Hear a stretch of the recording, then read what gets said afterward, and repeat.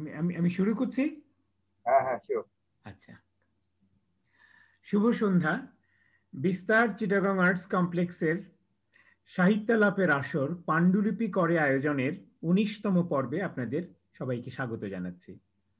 আমাদের আজকের অতিথি বাংলাদেশের অন্যতম শ্রেষ্ঠ এবং পথিকৃৎতুল্য একজন ভাষাতাত্ত্বিক, প্রাবন্ধিক, গবেষক ও শিক্ষাবিদ ডক্টর মনিরুজ্জামান। ডক্টর মনিরুজ্জামান এই বছরই জানুয়ারিতে ৮০-তে পা দিয়েছেন। ফলে আমরা এই অবকাশে তাকে আমাদের বিলম্বিত জন্মদিনের শুভেচ্ছা এবং ৮০ বছর জীবনের জন্য শ্রদ্ধাঞ্জলি ব্যক্ত করছি। ডক্টর মনিরুজ্জামান বাংলাদেশের মানুষ, কিন্তু তার শৈশবটা কেটেছে, শৈশব কৈশোরে কিছু অংশ কেটেছে পশ্চিমবঙ্গে, তার প্রাথমিক শিক্ষার সময়টা। এরপর দেশে ফিরে এসে তিনি কলেজ ইত্যাদি সাঙ্গ করে ঢাকা বিশ্ববিদ্যালয় থেকে বাংলা সাহিত্যে স্নাতক ও স্নাতকোত্তর করেন এবং তারপর ভারতেরই মহীশূর বিশ্ববিদ্যালয় থেকে তিনি তার পিএইচডি সম্পন্ন করেন। এবং এক্ষেত্রে একটি কথা উল্লেখ্য যে তার পিএইচডিটি একটি গুরুত্বপূর্ণ অর্জন এই জন্য যে তিনি যে ভাষাতত্ত্ব, যে একেবারে সর্বশেষ তত্ত্ব, পুনর্গঠন তত্ত্ব, তারই আলোকে আমাদের বাংলা উপভাষাকে তার আদি রূপটিকে পুনর্গঠন করেছিলেন, যেটি পুনর্গঠন তত্ত্বের আলোকে বিশ্বের প্রথম 5টি সন্দর্ভের মধ্যে একটি, এবং উপভাষার কথা বিবেচনা করলে সেটা বিশ্বের প্রথম যে কোনো উপভাষাকে কাজে লাগিয়ে তার আদিরূপ পুনর্গঠন করা, সেই পুনর্গঠন তত্ত্বটি সেটি তিনি প্রথম করেন। ফলে তিনি এই বিষয়ে সত্যিকার অর্থে একজন পথিকৃৎ। তিনি দেশে ফিরে এসে চট্টগ্রাম বিশ্ববিদ্যালয়ে শিক্ষকতায় যোগ দেন এবং সেখানেই সারা জীবন কাটিয়েছেন 2007 অবধি। 2007-এ তিনি অবসর নেন। ওই সময়টায় তিনি নানা রকম সাহিত্যিক কর্মকাণ্ড, ভাষাতাত্ত্বিক কর্মকাণ্ডে নিজেকে লিপ্ত রেখেছেন প্রায় সার্বক্ষণিকভাবে। তিনি ভাষাতত্ত্ব, বাংলাদেশ ভাষাতত্ত্ব সমিতি প্রতিষ্ঠা করেছেন, সেখান থেকে পত্রিকা প্রকাশ করেছেন যেটি বেশ আন্তর্জাতিকভাবে প্রশংসিত হয়েছে। পাশাপাশি নিজের লেখা নানা রকম গবেষণা, প্রবন্ধ, এবং তিনি একজন সৃজনশীল সাহিত্যিকও বটে, কবিতা, গল্প, অনুবাদ সেসবও করেছেন। তো 2007-এর পর বছর খানেক তিনি ঢাকা বিশ্ববিদ্যালয়ে খণ্ডকালীন শিক্ষকতা করে এখন পুরোপুরি অবসরে আছেন। তার অর্জনের মধ্যে আগেই বলেছি তার মূল ক্ষেত্র ভাষাতত্ত্ব, এবং ভাষাতত্ত্বে তার সেই পিএইচডি অভিসন্দর্ভের বাইরেও একটি গুরুত্বপূর্ণ কাজ রয়েছে। ভারতের উদয়নারায়ণ সিংহ, তিনি একজন খুবই প্রথম শ্রেণীর ভাষাতাত্ত্বিক, তার সঙ্গে মিলে তিনি বাংলাদেশের ভাষা পরিকল্পনা, ল্যাঙ্গুয়েজ প্ল্যানিং নিয়ে একটি যৌথভাবে গ্রন্থ রচনা করেছেন। এছাড়াও আরো কিছু বই রয়েছে ভাষাতত্ত্ব বিষয়ে, অসংখ্য প্রকাশনা রয়েছে, প্রচুর সেমিনার তিনি অংশগ্রহণ করেছেন আন্তর্জাতিকভাবে, ইন্দোনেশিয়ায়, অক্সফোর্ড, ক্যামব্রিজ, তিনি লন্ডনের সোয়াসের যে সাউথ ওরিয়েন্টাল স্টাডিজ, হ্যাঁ হ্যাঁ, সেটাতে তিনি ছিলেন ফেলো হিসাবে।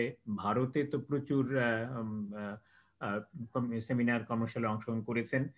এর বাইরে তার কাজের আরেকটি বড় ক্ষেত্র হচ্ছে লোকসাহিত্য। আমাদের লোকসাহিত্য নিয়েও তিনি অনেক গবেষণা করেছেন এবং তার 3-4টি খুবই গুরুত্বপূর্ণ গ্রন্থ রয়েছে লোকসাহিত্যে।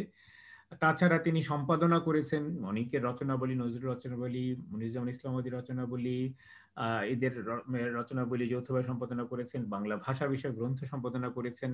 তার আরেকটি বড় ক্ষেত্র হচ্ছে নজরুল নিয়ে। নজরুল নিয়েও তার বেশ কিছু গবেষণা রয়েছে, বই রয়েছে, চট্টগ্রামে নজরুল, তিনি নজরুল ইনস্টিটিউটের নির্বাহী পরিচালকও ছিলেন এবং নজরুলের দুটো অপ্রকাশিত লেখাও তিনি আবিষ্কার করেছেন, খুঁজে বার করেছেন। আর যা বললাম তার নিজের গল্প, কবিতা, অনুবাদ ইত্যাদি রয়েছে। আজকে হয়তো আমরা তার কিছু স্বরচিত লেখাও পাঠ শুনতে পাবো। তার গ্রন্থের সংখ্যা গোটা 35-এর মতো। এখনো তিনি সজীব, সক্রিয়। আর তার কাজে স্বীকৃতি স্বরূপ প্রচুর পুরস্কার পেয়েছেন, নানাবিধ সংগঠন থেকে তাকে সম্মাননা জানানো হয়েছে। 2016 সালে তিনি বাংলা একাডেমি সাহিত্য পুরস্কারটিও পেয়েছেন। তো আজকে আমরা তার এই বর্ণাঢ্য জীবনের গল্পই শুনবো এবং তার কাজের সম্পর্কে জানবো, এবং বিশেষ করে ভাষাতত্ত্ব বিষয়ে আমরা আমাদের যে অজ্ঞতা রয়েছে সেটা খানিকটা কাটারও চেষ্টা করব। তো আমি হ্যালো, হ্যাঁ হচ্ছে তো, শুনতে পাচ্ছ না? আরে বিস্তারের ফেসবুকে দেখো। হ্যাঁ, এটা আমি আমি এখন অনলাইনে আছি, আমার কথা বলতে পারছি না। Thank you. আচ্ছা, হ্যাঁ, আমরা শুরু করি। হ্যাঁ, আমাদের শুরুর প্রশ্নটা আপনার শুরু নিয়ে, অর্থাৎ আমরা অবশ্যই আপনার শৈশবের গল্পটা শুনতে চাইবে, পশ্চিমবঙ্গে আপনার কিভাবে শৈশব কৈশোর কেটেছে, কিন্তু সেখান থেকে কিভাবে আপনি বাংলা ভাষা সাহিত্যের প্রতি আকৃষ্ট হলেন, সেটা কি আপনার পড়াশোনার মাধ্যম এবং কি শেষ পর্যন্ত পেশা ও জীবিকার মাধ্যম হিসেবে বেছে নিলেন, কিভাবে আপনি আকৃষ্ট হলেন বাংলা ভাষা সাহিত্যের প্রতি এবং এক পর্যায়ে লেখালেখির প্রতি, সাহিত্যকর্ম, ভাষাতাত্ত্বিক গবেষণা সব মিলিয়ে একজন বৌদ্ধিক কুশীলব হিসাবে কিভাবে নিজেকে আপনি তৈরি করলেন, সেই সূচনা পর্বের গল্পটা শুনতে চাই। ধন্যবাদ। আমার শৈশব কেটেছে যেটা বললেন যে পশ্চিমবাংলায়, পশ্চিমবাংলার একাধিক জায়গাতে। আহ, প্রথম আমার স্মরণীয় যেটা মনে করতে পারি, সেটা যেখানে প্রথম স্কুলে ভর্তি হয় সেই জায়গাটার নাম হচ্ছে ওই নৈহাটি, বঙ্কিমচন্দ্রের নৈহাটি। সেখান থেকে আমি পরের বছরে চলে আসি বরণ, তারপরে আসি ডায়মন্ড হারবার। তো এইসব জায়গা ঘুরে তারপরে যখন দেশ বিভাগ হলো, পার্টিশন হলো, তখন আমি চলে এলাম আমাদের দেশের গ্রাম। তো আপনি যেটা বলছেন যে সাহিত্যের দিকে যে আমার আগ্রহটা, সেই আগ্রহটা আমি যখন পশ্চিমবাংলা ছিলাম তখন সাহিত্য কি তাও বুঝতাম না, পড়াশোনার গুরুত্ব কি তাও আমি ভালো বুঝতাম। কিন্তু সেখানে কয়েকটা ঘটনা ঘটেছিল, সেই ঘটনাগুলি আমার মনে হয় যে আমার পরবর্তী জীবনে এর একটা প্রভাব আছে, সেটা যেভাবে থাকে। প্রথমটা হচ্ছে যে আমি যখন বরানগরে ছিলাম তখন আমার বয়স ধরেন 5-6 বছর। তো সেই সময় আমার একটা ক্লাসমেট, তার নাম ছিল কাজল। এই কাজল, আমরা খেলাধুলা করতে করতে বৃষ্টি এলো খুব জোরে, তখন সে তার বাড়িতে চলে গেল। বাড়িতে যাওয়ার সময় যে একটা খোলা মাঠের মাঝখান দিয়ে যেতে হয়, তো সেই মাঠে প্রচুর তখন পানি জমে, আর সেইখানে তখন বজ্রপাত হয়। সেই বজ্রপাতে, সেই পানিতে এই ছেলেটি মারা যায়। তার এই যে মৃত্যু, এটা আমার প্রথম মৃত্যুর অভিজ্ঞতা, এবং আমার খুব প্রিয়জনের মৃত্যু। এরপরে আমি চলে এলাম তো ডায়মন্ড হারবারে, কিন্তু এই শোকটা আমার মনের মধ্যে থেকে গেল। এই শোকটা আমার অনেক দিন ধরে আমার মনে ছিল, এখনো আমার মনে হলে আমার খুব খারাপ লাগে। আর যখন আমি এলাম ডায়মন্ড হারবারে, তখন আমি যখন ক্লাস 5-এ উঠলাম, সেদিন ক্লাসে একটা ঘটনা ঘটল। ঘটনা হচ্ছে আমাদের যিনি বাংলা পড়াতেন, তার নাম মনে আছে আমার, অচিন্ত বাবু। অচিন্ত কি আমি তা জানি না। অচিন্ত বাবু তার শেষ ক্লাসে একদিন ব্যাকরণে একটা প্রশ্ন আমাদের সবাইকে ক্লাসে জিজ্ঞেস করলেন, এবং তিনি বললেন যে আজকে আমার শেষ দিন, আমি আশা করি আমার ছাত্ররা আমার মান রাখবে। কিন্তু সেই প্রশ্নে উত্তর, সেই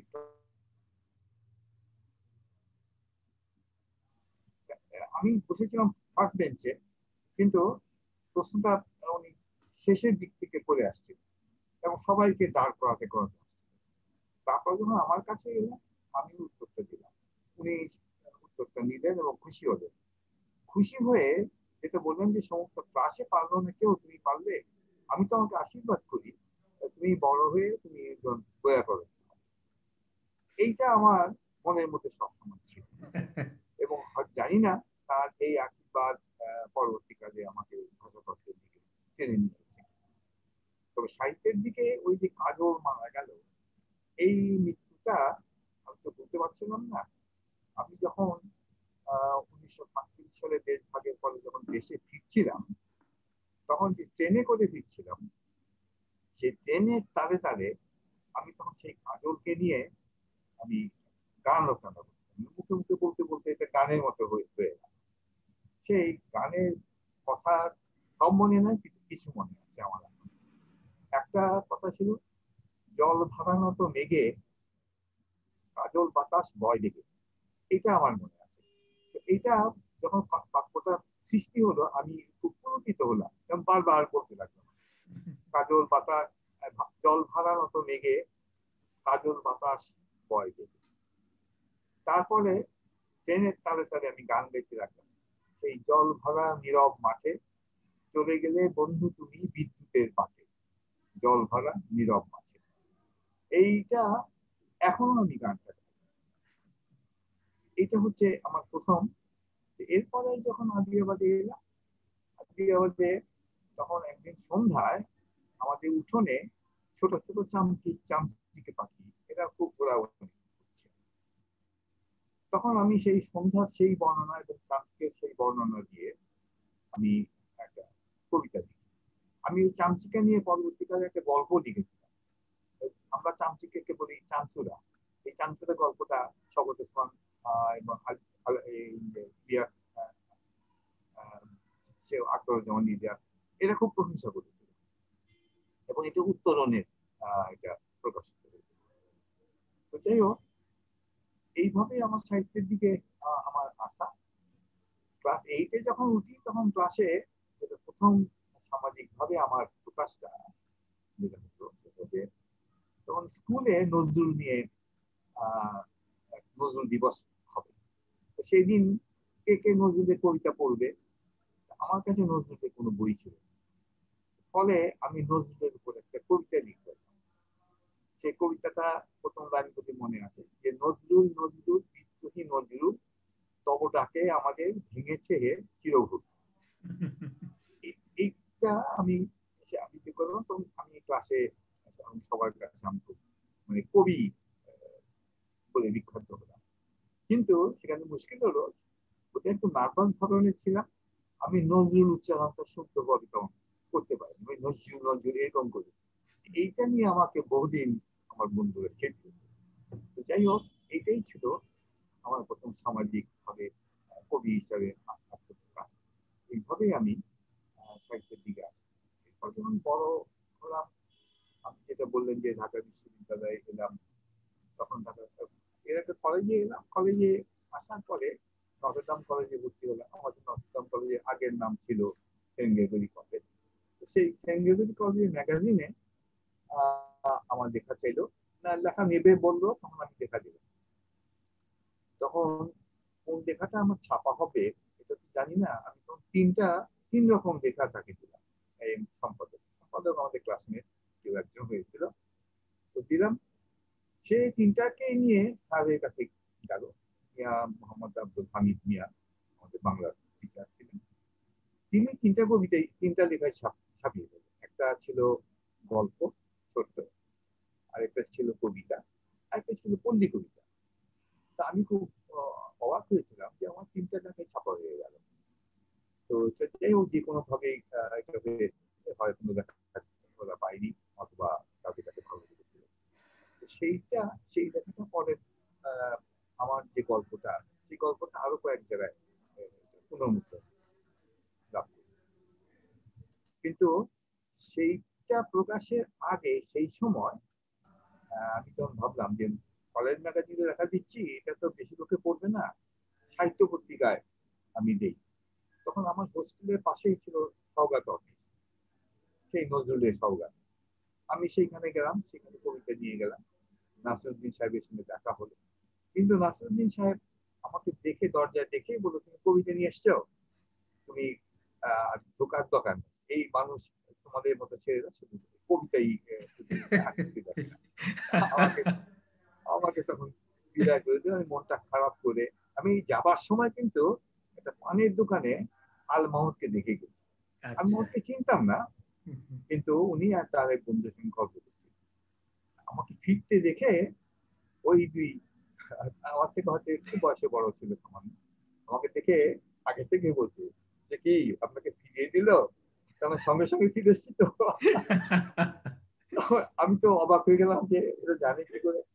তখন আলমা পরে পরিচিত হলাম আল মামুন আমাকে বলল যে আসুন আমার সঙ্গে আসুন বলে ওনার দোতলায় ওনার কাফেলার অফিস, কাফেলা পত্রিকার সম্পাদক, সেইখানে আমাকে নিয়ে গেল। তো সেইখানে আমার সেই কবিতাটা দেখে উনি বললেন যে নাসিরউদ্দিন সাহেব দেখেছেন? আমি বললাম না দেখেনি। উনি যদি দেখতেন তাহলে আপনাকে ছাড়তেন। আমার সেই কবিতাটা প্রতিহত, এই নামটা ছিল প্রতিহত।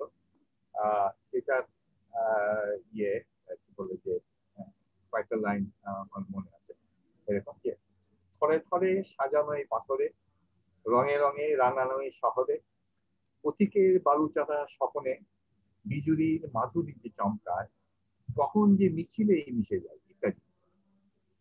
এই যে পাথর মিছিল এগুলি কথা নগরের কথাগুলি সেখানে ছিল বলে আর মাহমুদ বললেন যে আমার তো মনে হয় যে এই নগর কেন্দ্রিক কবিতা এই বয়সে ছেলেরা আমি আর কখনো দেখিনি, আপনার কবিতাটা আমি ছাপবো, এই বলে তিনি সেটা চেপেছেন। এইটাই আমার প্রথম কবিতা ছাপা। এই যে কবিতাটা ছাপা হলো তখন সাহিত্য আমি সওগাত অফিস থেকে যে বিদায় হলাম তাতে করে আমার একটু জেদ লাগতো। আমি শুনলাম যে সওগাত অফিসের প্রত্যেক শুক্রবার কিংবা শনিবার দিন সেখানে বিকেল বেলা সাহিত্য আড্ডা হয়, আমি সেইখানে যেতাম। সেইখানে শামসুর রহমানকে দেখেছি, আলাদাকে দেখেছি, আরো অনেককে আমি দেখেছি। তো সেইখানে সেই সাহিত্যের সেই আড্ডায় ওদের গল্প, ওদের কবিতা শুনতে শুনতে আমার মনে করা আরো বেশি ভালো আগ্রহ জাগলো। এরপরে যখন আমি ইন্টারমিডিয়েট পাস করলাম তখন নর্দার্ন কলেজের প্রিন্সিপাল ফাদার মার্টিন আমাকে খুব আদর করলেন। তো তিনি আমাকে বললেন যে তুমি যদিও ইংরেজিতে একেবারে খারাপ করোনি, কারণ ইংরেজিতে তখন আমাদের, আমি পরে বলছি সেই ঘটনাটা, উনি বললেন যে তুমি ভালো কবিতা দেখো এবং গল্প দেখো, তো আমার মনে হয় যে you better go to professor Mohammad Abdul Hai. এই কথাটা উনি আমাকে, তখন আমি সরাসরি চলে গেলাম আইসারের কাছে। আইসা যাওয়ার পরে উনি আমার কাগজপত্র দেখলেন। মানে উনি উনি তো তখন ঢাকা বিশ্ববিদ্যালয়ে, ঢাকা বিশ্ববিদ্যালয় বাংলার, আচ্ছা সেখানে গেলেন আপনি? আচ্ছা, সেখানে গেলাম। উনি আমার কাগজপত্র দেখে উনি শুধু বললেন যে তুমি একটা কবিতা আবৃত্তি করো। আমি তখন রবীন্দ্রনাথের দুঃসময় এই কবিতাটা আমি আবৃত্তি করলাম। উনি কবিতা 4 লাইন আবৃত্তি করার পরে উনি বললেন যে আল্লাহ তুমি গিয়ে ভর্তি হতে যাও। এই আমি বাংলায় ভর্তি হয়ে গেলাম। কিন্তু আমি ফাদার মার্টিনের কাছে গিয়েছিলাম যে আমি যদি ইংরেজিতে ভর্তি হই তাহলে কেমন হবে এবং আমি কলেজ থেকে কিছু সাহায্য পাবো কিনা, মানে আমাকে কিছু বোঝানো টোঝানোর ব্যাপারে আপনারা সাহায্য করুন। আমি এই কথা বলতে গেছিলাম কিন্তু উনি আমাকে পাঠিয়ে দিলেন বাংলায়। এই আর কি আমি বাংলায় গেলাম। তো এটাই হচ্ছে প্রথম আচ্ছা, দিকে হ্যাঁ, আমার। আচ্ছা, হ্যাঁ, না সেটা বেশ খুবই চিত্তাকর্ষক ঘটনা, বেশ গল্পের মতোই ঘটনা, এবং আপনি সব মনে আছে, এটাও খুব বিস্ময়কর, সেই পংক্তিগুলো সব মনে আছে, এইগুলি অর্থাৎ সব কতখানি গভীরভাবে আপনি তার সঙ্গে লিপ্ত ছিলেন বোঝাই যাচ্ছে। তো আমরা এরপর তো আপনার দীর্ঘ জীবন গেল ভাষা নিয়ে, ভাষাতত্ত্ব নিয়ে, সাহিত্য নিয়ে, এবং আপনি অনেক কাজ করেছেন, গুরুত্বপূর্ণ সব কাজ করেছেন যেগুলো সচরাচর আমাদের দেশে কেউ করতে চায় না, ওই বিষয়গুলোতে আপনি সেখানেই গেছেন। তো আমরা এখন আপনার কাছ থেকে শুনতে চাইবো, আমি সংক্ষেপে দুইটা নাম বলেছি মাত্র, আপনার কাছ থেকে শুনতে চাইবো সেই আপনার গুরুত্বপূর্ণ কাজগুলোর বিষয় সম্পর্কে বা তার বৈশিষ্ট্যগুলো সম্পর্কে, বা কিছু অভিজ্ঞতা তাকে কেন্দ্র করে যদি থাকে আপনার প্রধান প্রধান সাহিত্যিক এবং গবেষণা এবং ভাষাতাত্ত্বিক কাজগুলো নিয়ে। আমার প্রথম কাজ যেটা ঢাকা বিশ্ববিদ্যালয়ে, আমি কলেজে যে হোস্টেলে ছিলাম ব্যাপটিস্ট মিশন হোস্টেল সদরঘাট, সেইখানে তার আশেপাশে বেশ কয়েকটি সাহিত্য পত্রিকার অফিস এবং শিশু পত্রিকার অফিস। তো সেইখানে আলাপনী বলে একটা পত্রিকা শিশুদের, সেই পত্রিকায় আমি ছড়া লিখতে আরম্ভ করলাম। এবং সংবাদ পত্রিকা ছিল আরেকটু পাশেই নবাবপুর রোডের দিকে, সেইখানেও আমি এই ছড়া লিখতে আরম্ভ করলাম। আলাপনীতে যে ছড়াটা আমি ছাপিয়েছিলাম এটা সুভাষ মুখোপাধ্যায়ের হাতে পড়েছিল। সুভাষ মুখোপাধ্যায় আমাকে এই ছড়াটা খুব দারুণ প্রশংসা করেছিল এবং আমাকে বলেছেন যে তুমি লিখে দাও। কিন্তু আমি আর পরে ছড়া, আমি তার ছড়া চর্চা করি, কবিতা লিখেছি কিছু, কিন্তু ছড়া আর চর্চা করি। তো যাই হোক সেই ছড়াগুলি পরে শিশু একাডেমি থেকে বেরিয়েছিল, নিম পাতা তৈরি এই নাম। তো আমি যখন বিশ্ববিদ্যালয়ে এলাম তখন সমকাল বেরোচ্ছে, আমি তখন সমকাল অফিসে একদিন গেলাম, তখন আবু জাফর সাহেব তিনি আমাকে প্রথমে বললেন যে তুমি আমাকে গল্প দাও। আমি তখন গল্প দিলাম। আমি এর আগে উত্তর ধরনের কবিতা, গল্প, চামচিকা গল্পটা লিখেছিলাম। এটা উনার হাতে পড়েছিল কিনা আমি জানি না, তো উনি আমাকে গল্প লিখতে বলেন। তো আমি সেখানে বেশ কিছু গল্প, এবং সর্বশেষে যে কবিতা সংখ্যা বৃদ্ধি ছিল, আমার মনে হয় যে সেইখানে আমি একটা দীর্ঘ কবিতাও আমি দিয়েছিল। আর সেই সময় সমকাল একটা সাহিত্য আড্ডা করত। সেই সাহিত্য আড্ডায় শহীদুল সাহেব আসতেন, এনামুল হক সাহেব আসতেন, এরকম বড় বড় সাহিত্যিক আসতেন। আমরা ছাত্ররা আমরা যেতাম। তো আমরা বিশ্ববিদ্যালয়ের ছাত্র বলে আমাদের আলাদা থাকতো। আমরা তখন মনে আছে আমি যেতাম, আব্দুল্লাহ আবু সাইদ যেত, রাহাত খানের কথা আমার মনে নাই, আমাদের ক্লাসমেট ছিল, কিন্তু আরো কয়েকজন যেত। আর সেই সময় সরি, ঢাকা বিশ্ববিদ্যালয়ে আমার কয়েকটি ঘটনা ঘটেছে, সেই ঘটনাগুলি এই প্রসঙ্গে আমি বলি। এক সময় আনিসুজ্জামান সাহেব তখন আমাদের ডিপার্টমেন্টে জয়েন করলেন। উনি জয়েন করলেও উনি শিক্ষক হিসেবে না, টিউটর হিসেবে অনেক টিউটোরিয়াল এইগুলি উনি করাতেন।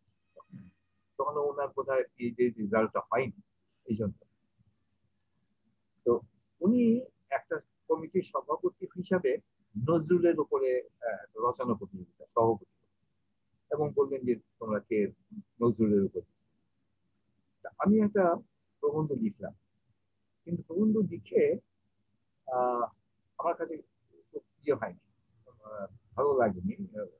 তখন আমি ভাবলাম যে এটা দিলে আমি স্যারের কাছে আমার ইয়েটা ইমেজটা খারাপ, আমি এটা দিলাম না। তো তখন একটা রেজাল্ট বেরোলো, কেউ একজন প্রথম হলো।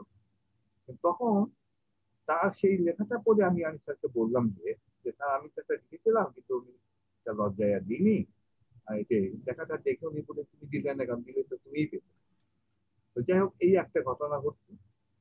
তারপরে গাফফার চৌধুরী চাকসুর সাহিত্য সম্পাদক হিসাবে তিনি কবিতা প্রতিযোগিতা দিলেন। সেই কবিতা প্রতিযোগিতা আমি 2 বছর আমি প্রথম হয়েছিলাম গাফফার চৌধুরী। আমরা চাকসুর সার্টিফিকেটও আমাকে দেওয়া হয়েছে। তারপরে বিভিন্ন হলে সাহিত্য প্রতিযোগিতাতেও আমি অংশগ্রহণ করতাম। এই সময় পাকিস্তানে আমাদের নিয়ে যাওয়া হতো, আমাদের যখন সেকেন্ড ইয়ারে উঠলাম তখন আন্ত পাকিস্তান ট্যুর হতো ছাত্রদের। আমরা গেলাম, আমাদের সঙ্গে ছিল জহির রায়হান, মোহাম্মদ মনিরুজ্জামান, তারপরে মোহাম্মদ শাহ কুরেশি, এরকম আমার সিনিয়র ছাত্র যারা ছিল এরা। গাফফার চৌধুরী ছিলেন কিনা আমার মনে নেই, নিয়ামুল বাসির ছিল, এরা এরা সব ছিল। তো সেইখানে গিয়ে মোহাম্মদ মনিরুজ্জামান একটা কবিতা লিখে, অর্ধেক লাইন লিখে উনি চিন্তা করছেন। তাই বললাম যে কি ব্যাপার, কবিতা লিখছেন, কবিতা মিলছে না? আমি বললাম যে আপনার সঙ্গে একটা জয়েন্ট কবিতা লিখতে, বলছে হ্যাঁ এই কবিতাটা আপনি ইয়ে করেন, শেষ করেন। আমি তখন সেই কবিতাটা রাখার পরে উনি পছন্দ করলেন, ভালোই, হ্যাঁ তুমি তো ভালোই লিখছো। সেই দিন একটা ইন্ডিয়ান হাই কমিশনের অফিসে আমাদের চায়ের দাওয়াত ছিল। তো সেইখানে গিয়ে আমি দেখি একটা ইংরেজি পত্রিকা, সেই পত্রিকার মধ্যে জাফর সাহেব কবিতা একটা ইংরেজি অনুবাদ রিকোয়েন্ট, এইটা দেখে আমি ওখানে বসে বসে কবিতাটা অনুবাদ করে ফেললাম। এটা পরে সওগাতে ছাপা হয়েছে। তো এইটা হচ্ছে আমার পরবর্তী আমি আপনার যে কাজগুলো বইগুলো বিশেষ করে যে পরে যে বইগুলো বেরোলো ভাষা সাহিত্য বিষয়ক, ওইরকম কয়েকটা গুরুত্বপূর্ণ বইয়ের বিষয় যদি একটু বলতেন।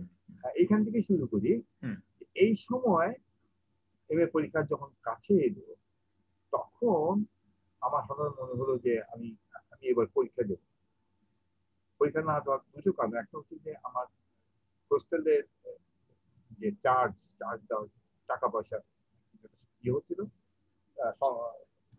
সংকলন হচ্ছিল না। আরেকটা হলো যে আমার কাছে মনে হলো যে এই পরীক্ষা ফি দেওয়ারও একটা ইয়ে হচ্ছে, অসুবিধা হচ্ছে। তখন আমি করলাম কি, এই পরীক্ষা না দিয়ে আমি লাইব্রেরিতে ঢুকে বসে বই লিখতে আরম্ভ করলাম।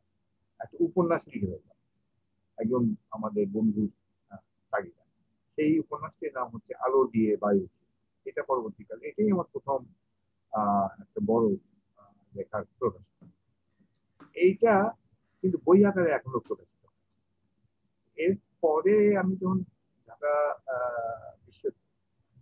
চিটাং কলেজে গেলাম, চিটাং কলেজে থেকে আমি বিশ্ববিদ্যালয়ে গেলাম। বিশ্ববিদ্যালয়ে গিয়ে 1969 সালে, যে বছর ভাই সাহেব বা মুক্তিযোদ্ধা সাহেব মারা যান, সেই বছরে আমার প্রথম প্রবন্ধের বই প্রকাশিত। এবং সেই বইয়ের ভূমিকা দিতেন আবুল ফজল সাহেব।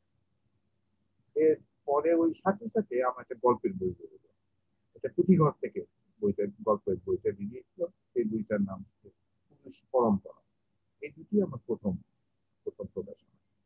আর এই সময় চট্টগ্রাম বিশ্ববিদ্যালয়ে পাঠ্য বই ছাপার জন্য আলী হাসান সাহেব বাংলাদেশ, তিনি আমাদের সবাইকে এক একটা বই, আমাদের যেগুলি পড়াচ্ছি ক্লাসে, সেগুলি এডিট করার জন্য এক একজনকে এক একটা দায়িত্ব।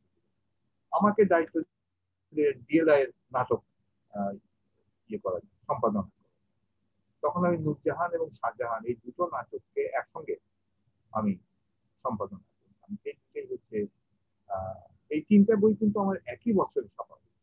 আমার গল্পের বইটি, প্রবন্ধের বইটি এবং এই সম্পাদনা।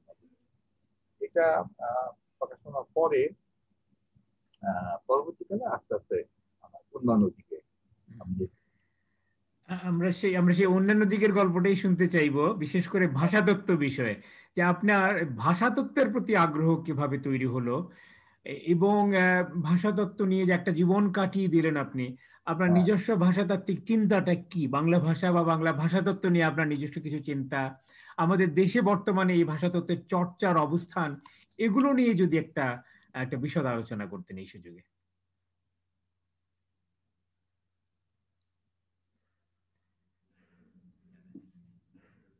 আপনার আপনার ইয়েটা, মাইক্রোফোনটা বন্ধ হয়ে গেছে, ওটা একটু আনমিউট করেন প্লিজ, মাইক্রোফোনটা।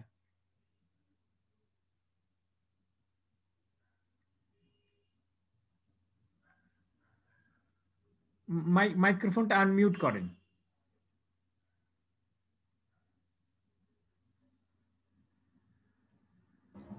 হ্যাঁ, হুম, হ্যাঁ, ভাষাতত্ত্ব বিষয়ে এবারে যদি কিছু বলতেন। আচ্ছা, চিটাগাং কলেজে আসার পরে তখন বাংলার হেড ছিলেন আব্দুর রশিদ সাহেব।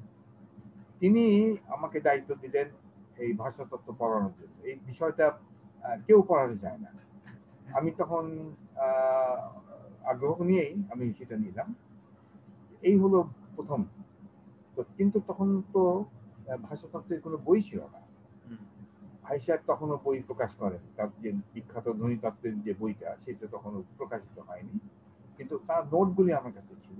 আমি সেই নোট ভিত্তিতে আমি সেখানে পড়ালাম। তো তখন আমাদের চিটাগাং কলেজে বাংলায় অনার্সও খোলা হয়েছিল। সে অনার্সের ছাত্ররা, তাদেরকেও আমি এই ভাষাতত্ত্ব পড়াতাম। তো আমি পড়ানোর ফলে তখন আমাদের ছাত্র ছিল মনসুর মুসা। এই মনসুর মুসা অনার্সে সমস্ত বিশ্ববিদ্যালয়ে, ঢাকা বিশ্ববিদ্যালয়ের আন্ডারিত ছিল সব, সে ফার্স্ট হলো। তখন ভাই সাহেব চিরাং কলেজের প্রিন্সিপালকে ফোন করতে জানতে চাইলেন যে এখানে ভাষাতত্ত্ব কে পড়ায় যে তার ছেলে ফার্স্ট হয়। তখন যখন শুনলেন যে আমি পড়াই, তখন বললেন যে হ্যাঁ, এই কারণেই সে পড়েছে। তো এইটা হচ্ছে ভাষাতত্ত্বের আমার একটা প্রেরণা। ফলে যখন আমি বিশ্ববিদ্যালয়ে এলাম, আমি বিশ্ববিদ্যালয়ে এলাম 68 সালে, তা 71 সাল তো প্রায় কাছাকাছি সময়। তো সেই সময় স্বাধীন হলো। স্বাধীন হওয়ার পরে অনেকে বিদেশে চান্স পাচ্ছে, চলে যাচ্ছে। আমিও ভাবলাম যে আমিও তাহলে বিদেশে, কিন্তু বিদেশে আমি কোথায় যাব? একজন আমাকে বললো তুমি কলকাতায় যাও। তখন কলকাতার ভাষাতাত্ত্বিকদের সঙ্গে আমি যোগাযোগ করতে চেষ্টা করলাম। তখন কলকাতা বিশ্ববিদ্যালয়ের ভাষাতত্ত্বের যে প্রধান ছিলেন প্রণবেশ সিংহ রায়, তিনি খুব নাম করা একজন প্রফেসর ছিলেন। তিনি আমাকে চিঠি লিখলেন যে তুমি আসো, তোমার জন্য আমি সব ব্যবস্থা করে দেবো। কিন্তু তখন তিনি মারা গেলেন।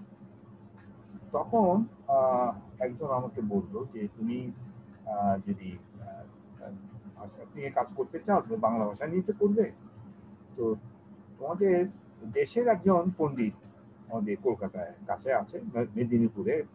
তার নাম অনিমেষ কান্তি পাল। তুমি তার সঙ্গে যোগাযোগ করে দেখো তো।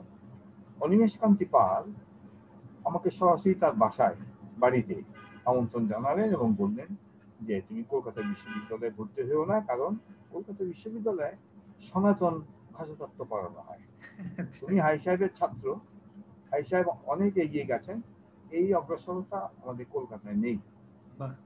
হ্যাঁ, তুমি যদি যাও তাহলে তুমি মহীশূরে চলে যাও, সেইখানে এই নতুন ভাষা কেন্দ্র সৃষ্টি হয়েছে, সেইখানে তুমি গেলে তো তুমি তো শিখতে পারবে কিছু। আমি এই কথা শুনে আমি ওই মহীশূরের কেন্দ্রীয় ভাষাতত্ত্ব কেন্দ্র, যেটা ভারতীয় ভাষাতত্ত্ব কেন্দ্র, সেখানে আমি চিঠি লিখলাম ডাইরেক্টরকে, না জেনেই। সঙ্গে সঙ্গে উত্তর পেলাম এবং আমি স্কলারশিপও পেলাম। তখন তারা যেহেতু নতুন ইনস্টিটিউট করেছে, তারা আমাকে সাদরে গ্রহণ করলো, আমাকে স্কলারশিপও দিতে চাইল। আমি সেখানে গেলাম, কিন্তু সেখানে একটা দুঃখের ব্যাপার হলো, উনি যাওয়ার সময় ডক্টর পট্টনায়ক আমার গাইড ছিলেন এবং ওখানকার ডাইরেক্টর। তিনি বলেন যে আসার সময় তুমি যদি ফিল্ড ওয়ার্ক করে আসো তাহলে আমাদের জন্য সুবিধা হবে, তোমারও আর একবার যেতে হবে না। তা আমি তখন কিছু ফিল্ড ওয়ার্ক করে নিয়ে গেছিলাম, এবং ফিল্ড ওয়ার্ক করার সময় আমি ভাবলাম যে বাংলাদেশের, গোটা বাংলাদেশের ব্যাপারটা নিয়ে তো কাজ করা যাবে না। আমি বরং বাংলাদেশের পূর্ব দিকের যে ল্যাঙ্গুয়েজ, যেহেতু আমি চিটাং ছিলাম, চিটাং, নোয়াখালী, কুমিল্লা এবং পরে আমি সিলেটকেও যোগ করলাম, এইগুলি নিয়ে আমি একটা ফিল্ড ওয়ার্ক করে আমি নিয়ে গেলাম। কিন্তু সেখানে যাওয়ার পরে যখন স্কলারশিপ প্রথম মাসে এলো, তখন দেখা গেল যে সেখান থেকে নোট এসছে দিল্লি থেকে যে বাংলাদেশে কোনো লোক বাংলাদেশের ভাষা নিয়ে আমাদের স্কলারশিপে কাজ করতে পারবে না। আমি তখন খুব মনটা ভেঙে গেল। তখন আমি বললাম যে ঠিক আছে, তাহলে আমি তো বাংলা নিয়েই করবো, তাহলে আমি পশ্চিমবাংলা নিয়ে করি, তাহলে আমার কাছাকাছি ব্যাপার।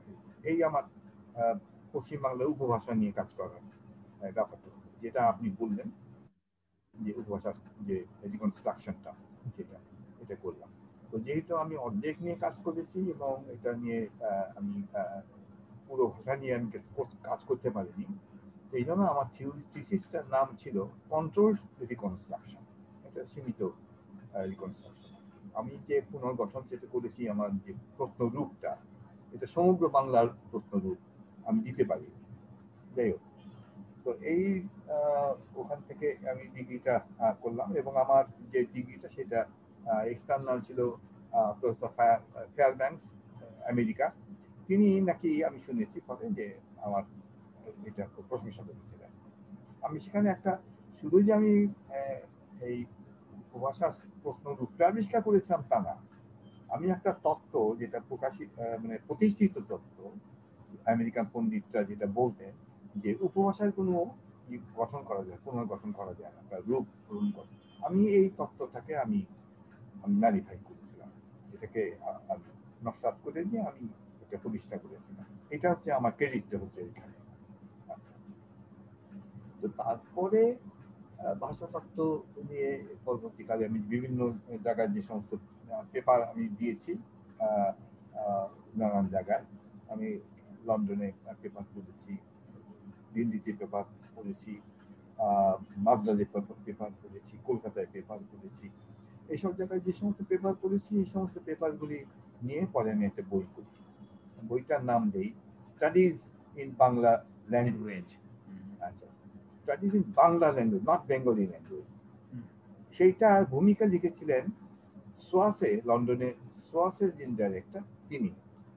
তাকে যখন আমি ম্যানুস্ক্রিপ্টটা পাঠালাম, তিনি প্রথমে আপত্তি করলেন, বললেন যে বাংলা তো হয় না, ইট মাস্ট বি বেঙ্গলি।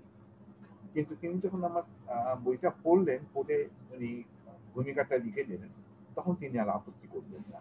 দেখলাম যে বাংলা কথাটা মেনে নিয়েছেন। এই হলো বইটা প্রথম। এবং তারপরে উদয় নারায়ণ সিং, সে তার পিএইচডি করার জন্য সে ফিল্ড ওয়ার্ক করছিল, তখন আমাকে সাথে নিয়ে সে বাংলাদেশের এই পূর্ব বাংলাদেশের যে অংশটা, এই অংশের আমরা ফিল্ড ওয়ার্ক করলাম দুইজনে মিলে করে। আমরা ল্যাঙ্গুয়েজ প্ল্যানিং এর যে ব্যাপারটা, এই ব্যাপারটা আমরা করলাম। এবং তখন সে বরোদা বিশ্ববিদ্যালয় ছিল সে তখন। এই বরোদা বিশ্ববিদ্যালয় থেকে এই বইটা ছাপা হয়েছিল। প্রকাশক ছিল কলকাতার জ্ঞানকোষ। জ্ঞানকোষ এটা ছিল আমার দ্বিতীয় বই। তারপরে বাংলা একাডেমি থেকে আমার অনেকগুলি বই, ভাষাতত্ত্ব অনুশীলন। এই ভাষাতত্ত্বের চর্চার কি অবস্থা এখন বাংলাদেশে, এবং এ নিয়ে আপনার এইটা কি পর্যবেক্ষণ এবং মূল্যায়ন? এইটা একটা খুব মূল্যবান কথা বা মারাত্মক একটা আমাদের সংকটের কথা আপনি বললেন। আমি বলি যে আমাদের দেশে যে ভাষা তত্ত্ব ব্যাপারটা, এইটা আমরা প্রথম জানলাম শহীদুল্লাহ সাহেবের কাছ থেকে, যে তিনি 20টা ভাষা জানেন। এটা মানুষের কাছে অবিশ্বাস্য বলে মনে হতো, কিন্তু তিনি শুধু 20টা ভাষা জানতেন এইটা বড় কথা ছিল না। কারণ বহু ভাষা জানা, এটাকে আমাদের ভাষায় বলা হয় পলিগ্লট। আমাদের দেশে এখন অনেকেই পলিগ্লট ছিল, বহুভাষী লোক অনেকেই ছিল, কিন্তু তিনি শুধু বহুভাষী ছিলেন না, তিনি ছিলেন লিঙ্গুইস্ট। কিন্তু এর দুটার মধ্যে যে পার্থক্যটা কি, এটা বোঝার জন্য এই প্রফেসর মোহাম্মদ আব্দুল হাই সাহেব যতদিন উনি তার বই না লিখলেন ততদিন আমরা সেটা বুঝতে পারি। এবং সেইটা বোঝার পরেও যে আরো কয়েকটা ধাপ আমাদের এগোতে হয়েছে। সেই ধাপে ধাপে আমরা শহীদুল সাহেবকে যেমন বুঝতে পেরেছি, হাই সাহেবকে বুঝতে পেরেছি, আমাদের দেশে ভাষাতত্ত্ব চর্চারও সেরকম একটা অগ্রগতি হয়েছে। সেইগুলি হচ্ছে ঢাকাতে প্রথম বাংলা ভাষার ছাড়াও, বাংলা ডিপার্টমেন্ট ছাড়াও IML, যেটা ইনস্টিটিউট অফ মডার্ন ল্যাঙ্গুয়েজ, এইটা সৃষ্টি হলো। এখানে বিদেশিদের বাংলা শেখানো হয় এবং কিছু ভাষাতত্ত্ব চর্চাও শেখানো হয়। তারপরে ভাষা বিজ্ঞান বিভাগ সৃষ্টি হলো, সেখানেও এখন আছে, সেটা শেখানো হলো। এই ভাষা বিজ্ঞান বিভাগও আবার কয়েকটা ভাগে ভাগ হয়ে আরো কয়েকটা বিভাগ সেখানে হয়েছে। চিটাগাংয়ে আমি যখন ছিলাম তখন আমি কিছু প্ল্যান করে দিয়েছিলাম, এবং পরে সেখানে একটা ভাষা কেন্দ্র সৃষ্টি হয়েছে, সেখানেও এখন ভাষাতত্ত্ব চর্চা সৃষ্টি হচ্ছে। জাহাঙ্গীরনগর বিশ্ববিদ্যালয়ে আমাদের ছাত্ররাই সেখানে পড়াচ্ছে, বিশেষ করে দানিউল হক নাম করেছে, সেখানে বাংলা বিভাগে থেকে সে ভাষাতত্ত্ব চর্চার জিনিসটা বেশ অনেকটা অগ্রসর করে নিয়েছে। সাভারে আমার ওই যে মনসুর মুসা বললাম, মনসুর মুসা সেখানে language communication and culture department, গণবিশ্ববিদ্যালয় নলমে, সেইখানে তিনি এখন ভাষা এই চর্চাটা অব্যাহত রেখেছেন। এই যে IML এ বাংলা বিভাগে, ভাষা বিজ্ঞান বিভাগে, কিংবা চিটাগাংয়ে IML এ, যে জাহাঙ্গীরনগরে এই কমিউনিকেশন সেন্টারে, এখানে যে চর্চাগুলি হচ্ছে, এইগুলি তো তারই ফল। এগুলি হাই সাহেব শুরু করেছিলেন বলেই এগুলি হয়েছে। এই জন্য আমি আমার থিসিসে এই হাই সাহেবকে আমরা বলেছি এই ভাষাতত্ত্ব চর্চা তিনি হচ্ছেন আমাদের ফাউন্টেন হেড, আমাদের মোটামুটি ভাবে। তো এরপরে যেটা সমস্যা যেটা হয়েছে, হাই সাহেব মৃত্যুর পরে যদিও এই সেন্টারগুলি আছে, এই বিভাগগুলিও আছে, কিন্তু সেই চর্চাটা নেই। এই চর্চাটা আমাদের কমে গেছে, কিংবা অন্যদিকে আমাদের এখন গড়িয়ে যাচ্ছে। তো ফলে এই কয়েকজন ব্যক্তিগত ভাবে আমি, আমার ছাত্ররা বা অন্য বাইরের লোকেরা, তারা কয়েকজন ব্যক্তিগত ভাবে কিছু কিছু হয়তো ভাষা চর্চা করেছে, কয়েকটা প্রবন্ধ লিখছে বিভিন্ন অন্যান্য পত্রিকায়। কিন্তু এই যে আমি ভাষা সমিতি করতে চেয়েছিলাম, হুমায়ুন আজাদও ভাষা সমিতি করতে চেয়েছিল, ভাষা বিজ্ঞান বিভাগ থেকেও ভাষা বিজ্ঞান ভাষা সমিতি করতে চেয়েছে, কিন্তু এই সমিতিটা দাঁড়াচ্ছে না। এই কারণে যে আমাদের মনোযোগটা সেই দিকে খুব আসছে বলে মনে হচ্ছে। আর দ্বিতীয়ত যেটা আমি বলি, যে ভারতের মতন আমাদের এখানে উপভাষা নিয়ে কোনো আলোচনা হওয়ার কোনো সুযোগ সৃষ্টি হয়নি। পার্বত্য অঞ্চলের বা প্রান্তীয় ভাষাগুলি নিয়ে যে কাজ করবে, সেইগুলি নিয়েও যদিও ট্রাইবাল ইনস্টিটিউট আছে বেশ কয়েকটা, কিন্তু এইগুলি কোনো কার্যক্রম আমরা দেখছি না। তারপরে আমাদের ফার্স্ট ল্যাঙ্গুয়েজ, মাদার ল্যাঙ্গুয়েজ বা সেকেন্ড ল্যাঙ্গুয়েজ, এইসব নিয়ে কাজ করার যে ভারতে যে কাজগুলি হচ্ছে যেরকম ভাবে, এইভাবে আমাদের এখানে তো কাজগুলি শেখানো হচ্ছে, কিছু কিছু পড়ানো হচ্ছে। আমাদের ভাষা বিজ্ঞান বিভাগে হয়তো কোর্স আছে সামান্য, কিন্তু এইগুলি নিয়ে কোনো গবেষণার বিষয় হয়ে উঠছে না। পরিভাষা যেটা আমাদের, এই পরিভাষা নিয়েও কিন্তু আমাদের কোনো কিছু হচ্ছে না।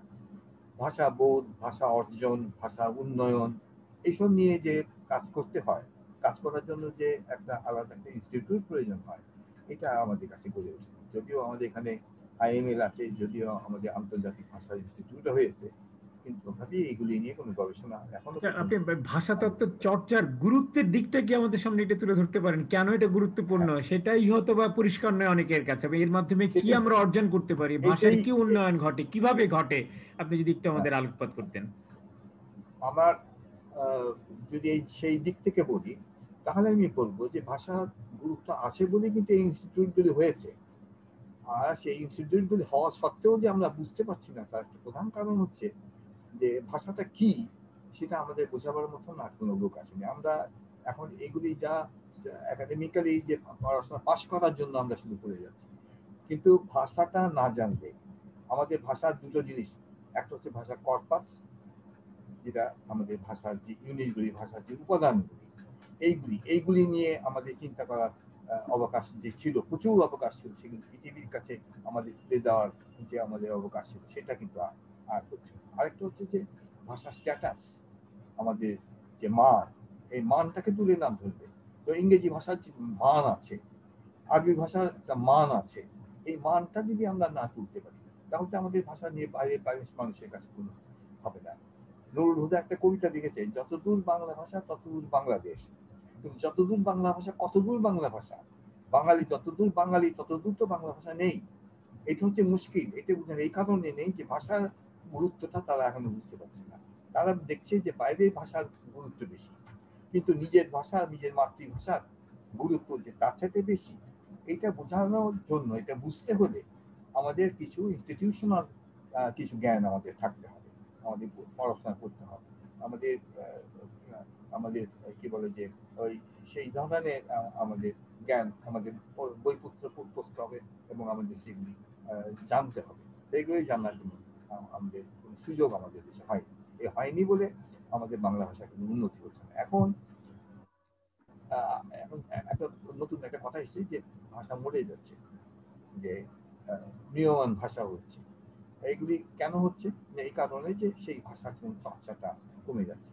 আমাদের বাঙালিরাই বাংলা ভাষা এখন চর্চা করছে না, তার সন্তানরা বাংলা ভাষা চর্চা করছে না, বাংলা ভাষার উন্নতিটা তারা দেখতে পাচ্ছে না। এই কারণেই বাংলা ভাষার যে চর্চাগুলি, সেই চর্চাগুলি এখন হচ্ছে না। আপনি বাংলা ভাষার মানের কথা বললেন, যে বাংলা ভাষার হ্যাঁ, মানের উন্নয়ন যদি করতে হয় বা বিশ্বের কাছে যদি এটার মর্যাদা বাড়াতে হয়, তাহলে তো আমার মনে হয় এখন আহ, এটাকে একটা বৈশ্বিক রূপ দিতে গেলে বোধহয় প্রযুক্তিকে এখন ব্যবহার করার প্রচুর একটা সুযোগ রয়েছে, এবং প্রযুক্তিই সম্ভবত একমাত্র পথ এটাকে বিশ্বায়ন করে দিতে পারে।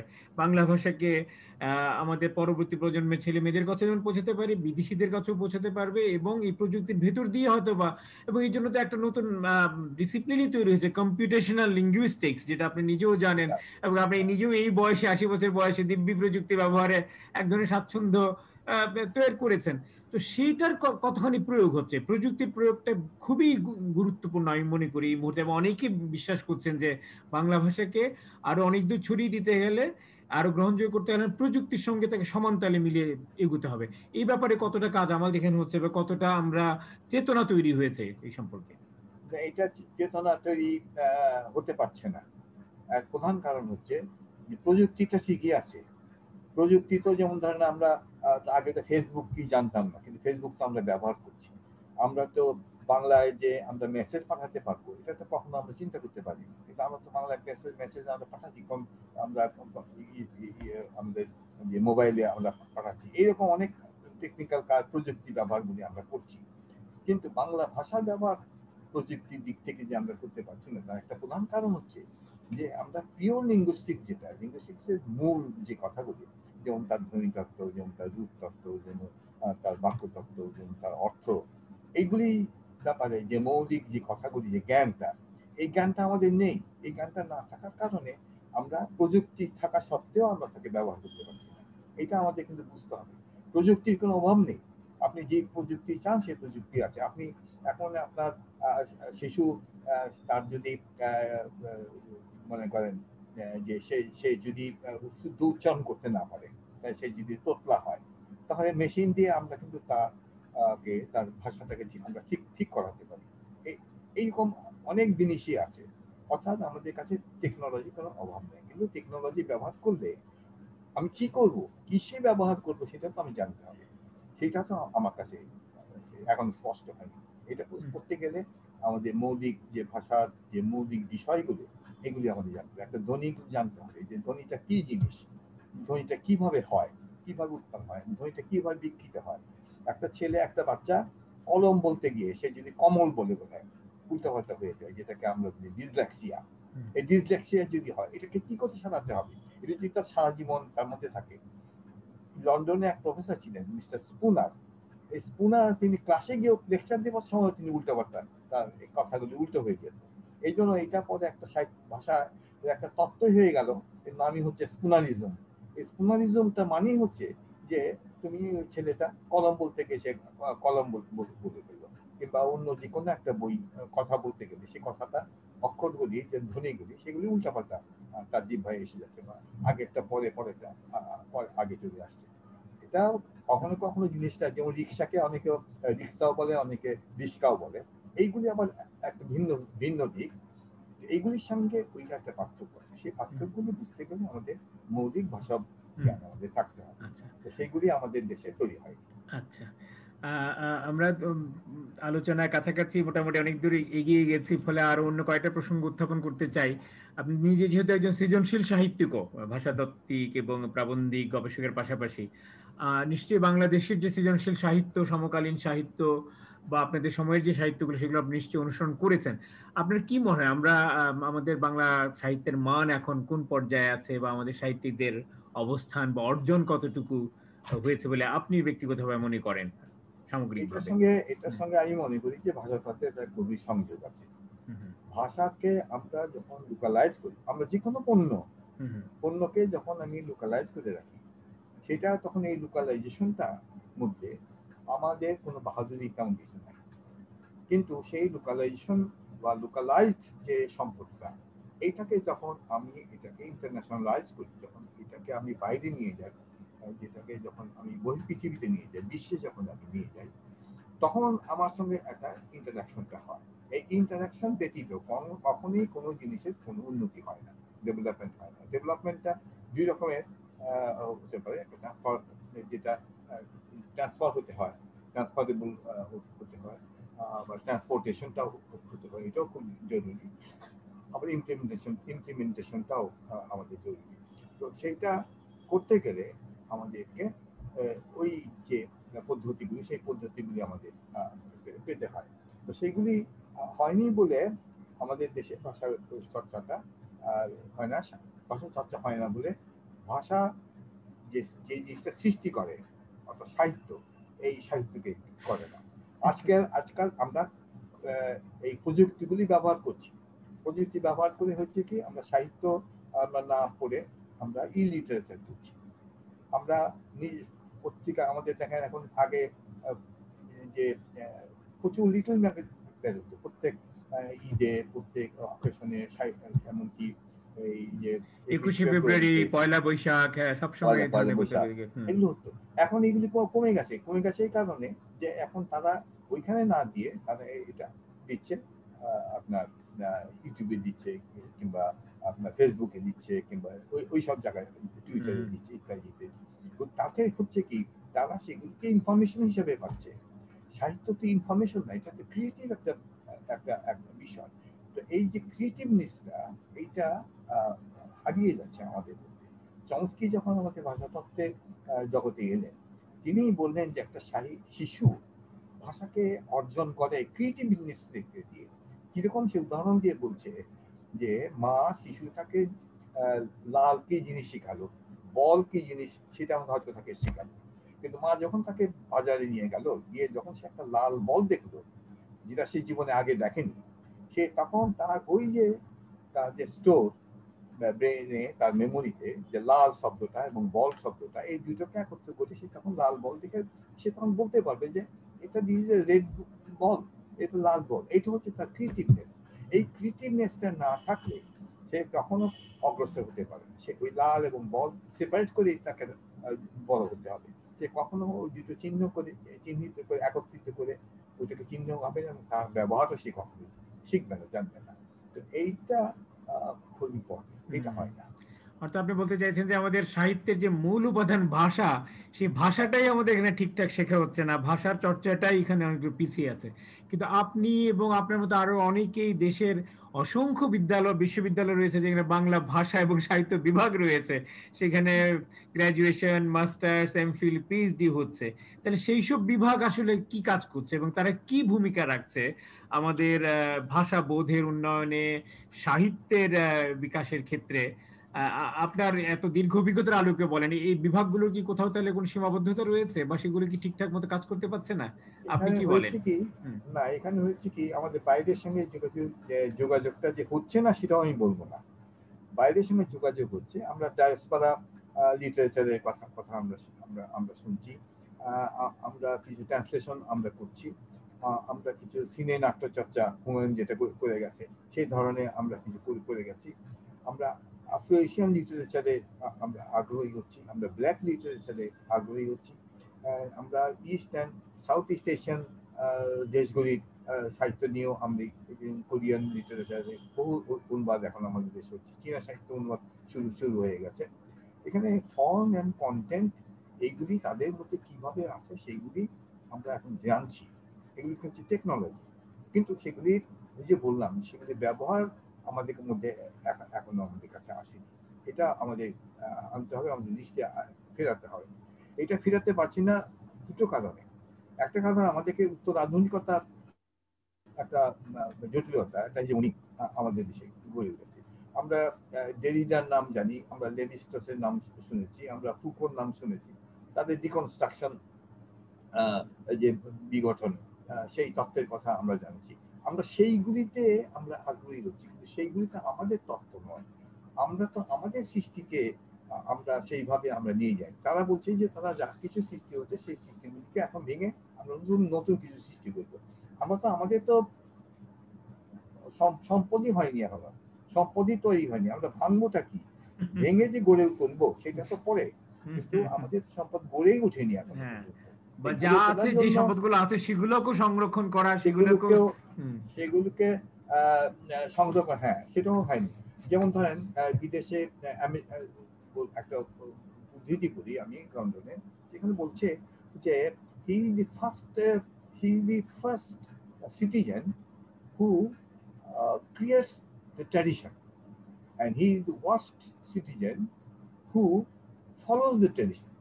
দেন দুটো পার্থক্য হচ্ছে যে একজন ট্র্যাডিশন ক্রিয়েট করে, সে ক্রিয়েশনের মধ্যে আছে, আরেকজন সে ফলো করছে মাত্র, আর একজন কি করে সেটাকে অনুকরণ করছে। আমরা অনুকরণ করে এই জিনিসগুলিকে আমরা আয়ত্ত করতে পারবো না, আনতে পারবো না, সৃষ্টি করতে পারবো, সৃজনের মধ্যে আমরা যেতে পারবো না। তো সেই জন্য আমাদের বুঝতে হবে সাহিত্য হচ্ছে, এটা আমাদের বিনোদনের বিষয় নয়, এটা আমাদের তথ্যের বিষয় নয়, এবং এইগুলিকে আমরা ইচ্ছা করলেই যে আমরা পেতে পারি তাও নয়। কিন্তু তার জন্য আমাদের যে পরিবেশটা, সেই পরিবেশটা করে দিতে হবে শিশুদের, সৃজনশীল শিশুদের জন্য, এবং সেইগুলিকে নিয়ে তারা যাতে চর্চা করতে পারে তার জন্য। এই যে বললাম যে আমাদের সাহিত্য পত্রিকাগুলি এখন সাহিত্য পাতা বন্ধ করে দিয়েছে, আমাদের সাহিত্য পড়াবার ক্ষেত্রে আপনি দেখুন এখন সাহিত্য পড়ানো হয় না, এখন পড়ানো হয় ল্যাঙ্গুয়েজ টিচিং, কিংবা ভাষার যে অন্য দিকগুলি সেইগুলিকে তারা লিটারেচার এখন কিন্তু পড়ানো হয়। তো ফলে আমাদের দেশে যে সৃজনশীলতার ব্যাপারটা যে অগ্রসর হবে কিন্তু কি করে পারে, তো সেই সুযোগটা নাই, তো সেটা আমাদেরকে দিতে হবে। আর আরেকটা ব্যাপার হচ্ছে যে আমাদের দেশের রাজনৈতিক অস্থিরতা, এটা আমাদের কিছুটা ক্ষতি করেছে, এটা অস্বীকার করার উপায় নেই। তো অস্বীকার করলেও আমি বলবো যে আমাদের দেশে এখনো কিন্তু সাহিত্যটা কিছু উর্বর আছে। সেটা কোন কোন ক্ষেত্রে, এটা কেউ কেউ স্বীকার করেন যে শুধুমাত্র কবিতার ক্ষেত্রে এখনো জিনিসটা এখনো বহমান। অন্য যেমন ভালো গল্পকার নেই আমাদের মধ্যে, ভালো উপন্যাস এখনো পর্যন্ত লেখা হয়, এটা সব বোরিং হচ্ছে। কিংবা এখন যে খুব ভালো নাটকও লেখা হচ্ছে সেও নাই, সব তো চলে গেছে সবাই আমাদের যারা ইয়ে ছিল।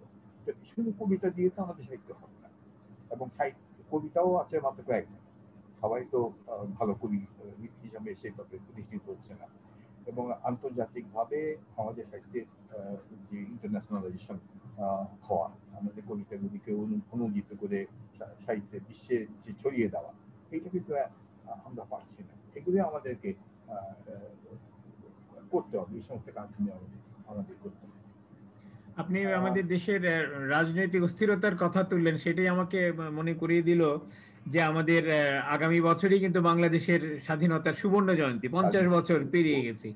এবং আমি জানি যে আপনি নিজে চট্টগ্রাম বিশ্ববিদ্যালয়ে থাকাকালীন 71 সালে মুক্তিযুদ্ধের সঙ্গে সক্রিয়ভাবে যুক্ত হয়েছিলেন। সেখানকার ছাত্ররা যে প্রতিরোধ সংগ্রাম গড়ে তুলেছিল, আপনি নিজে তার সঙ্গে যুক্ত ছিলেন। তাহলে আপনার সেই যে স্বাধিকার চেতনা, আপনার সেই যে মুক্তির মন্ত্রণা, তার আলোকে আজকে বাংলাদেশকে আপনি কিভাবে দেখছেন, বা বাংলাদেশের বর্তমান বা ভবিষ্যৎ নিয়ে আপনার কি ভাবনা স্বপ্ন, এই মুহূর্তে আপনি যদি একটু আমাদের সঙ্গে ভাগ করে নিতেন আপনার বাংলাদেশ বা স্বদেশ ভাবনা বিষয়টা। আমি নিশ্চয়ই আমি আশাবাদী, আমি আমি নিরাশাবাদী নই। আমাদের শিশুদের যে ক্রিয়েটিভিটি কম, সেটাও আমি বলি না। আমাদের শিশুরা যত দ্রুত কম্পিউটার এবং এই মোবাইলের জিনিসগুলো তারা ধরতে পেরেছে, যে কারণে আমাদের দেশে এত দ্রুত এই ফেসবুক থেকে আরম্ভ করে এনিথিং এত দ্রুত ছড়িয়ে গেছে, বাচ্চাদের মধ্যে ছড়িয়ে গেছে, গেমস যে এত বেশি তাদের কাছে পপুলার হয়ে উঠেছে, তার একটা কারণ হচ্ছে যে আমাদের ক্রিয়েটিভিটি আমাদের রয়েছে। সুতরাং আমি আশাবাদ আমার থাকবে না কেন, কিন্তু আমাদের সুযোগটা সৃষ্টি করার ক্ষেত্রে কিছু বাধা হচ্ছে।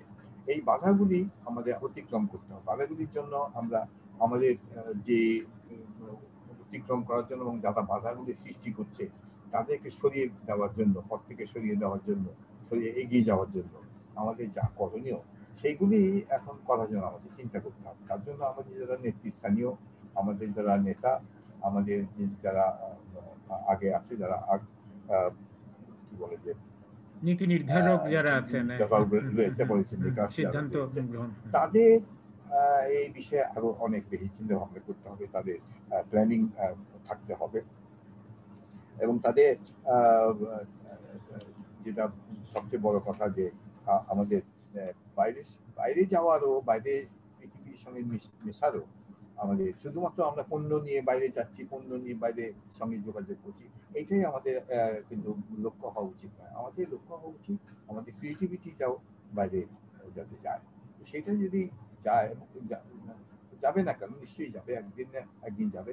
যেটা এই যে ফুকুটের কথা যে আমি বললাম, তারা কিন্তু এই কথা বলেছে যে আজকে যে অর্থোডক্স, কালকে যে সে যে প্রগতিশীল হয়ে উঠবে না এমন কোনো নিশ্চয়তা নেই। তারা কিন্তু প্রগতিশীল হয়ে ওঠে, তাদের থিওরিটাই হচ্ছে সেটা ভেঙে যে নতুন করে হচ্ছে, তার কারণ এইটাই হচ্ছে, তাদের অর্থটা হচ্ছে সেটাই যে কাউকে অর্থোডক্স দেখে তুমি এই কথাটা ভেবো না যে সে চিরদিনের জন্য সে ওখানে স্থবির হয়ে আছে। তার স্থবিরতা চিরদিনের জন্য নয়, সে হয়তো সুযোগ পায়নি, তার হয়তো অন্য পরিবেশটা পায়নি, এই পরিবেশের যে সিস্টেম আমরা নিশ্চয়ই আমরা এগোতে পারি। আপনি এখন কি লিখছেন, বা লেখালেখি নিয়ে আপনি কি পরিকল্পনা, বা সামগ্রিকভাবে বাংলাদেশের সাহিত্য নিয়ে আপনার কি স্বপ্ন বা প্রত্যাশা? আমার এখন যা যেটা লিখছি সেটা হচ্ছে যে আমি এই পর্যন্ত যতগুলি স্মারক গ্রন্থে আমি যাদের যাদের কথা লিখেছি তাদের নিয়ে প্রায় 60 জনের মতন হয়ে গেছে। সেটা আলাদা একটা বই হিসাবে শ্রদ্ধাভাজন ও বন্ধুরা এই নাম দিয়ে, যারা শ্রদ্ধাভাজন অগ্রসর, আর যারা আমার বন্ধু, ক্লাসমেট, ছাত্ররা যারা, তাদের অশিক্ষণ নিয়ে কিছু বই লেখা আছে। এইটাই আমার শ্রদ্ধাভাজন ও বন্ধুরা এই বইটা আছে। এর মধ্যে শুধু আমি তাদের স্মৃতি কথাই আমি শুধু লিখেছি তা না, তাদের ব্যাকগ্রাউন্ডে আমি যে জিনিসগুলো আমি দেখেছি সাহিত্য শিল্পের সৃষ্টি করতে গিয়ে তারা যে বাধাগুলি পেয়েছে, সেই বাধাগুলি কেন পেয়েছে সেগুলিও আমি উদ্ধার করতে আমি কিছু কিছু চেষ্টা করছি। মানে এগুলি আরেকটু খুঁটিয়ে আমি দেখার চেষ্টা করছি, শুধু বর্ণনা বা শুধু স্মৃতি এটা আমার উদ্দেশ্য নয়। এটা হচ্ছে একটা দিক। আর আমার মূল জিনিস তো আপনি বলেছেন যে ভাষাতত্ত্ব এবং ঐতিহাসিক ভাষাতত্ত্ব, অর্থাৎ আমাদের ভাষার পূর্ব রূপটা, প্রত্ন রূপটা, এটা পুনর্গঠন করা, সেই দিকে আমার কাজ বাকি আছে। সেইটা আমি মাল মশলা এখনো জোগাড় করছি, এখনো তা নিয়ে ভাবছি। এবং যদি আমার শরীর স্বাস্থ্য ভালো থাকে, শক্তি থাকে, আমি আমি যদিও মানুষের এখন যারা ভাষা চর্চা করছে তাদের একটা ধারণা হয়ে গেছে যে ভাষায় ইতিহাস করে লাভ নেই, তো ভাষার ইতিহাস পড়ে যদি লাভ না থাকে, ইতিহাস জ্ঞান না থাকলে বর্তমান জ্ঞানও তাদের হয় না। আমি এই বোধটাকে জাগাবার জন্য আমি এই বইটা লেখাটা আমার জন্য মনে হয়েছে যে এটা আমার জন্য একটা আবশ্যকীয় একটা লেখার বিষয় হয়ে আছে। আমি সেটাকেই আমি শেষ করে যাব। সেটার কি সম্ভাব্য শিরোনাম কি হতে পারে সেই বইয়ে, যে ঐতিহাসিক ভাষাতত্ত্ব? না, আমার শিরোনাম হচ্ছে ভাষার পরিবর্তন। ভাষার পরিবর্তন, আচ্ছা।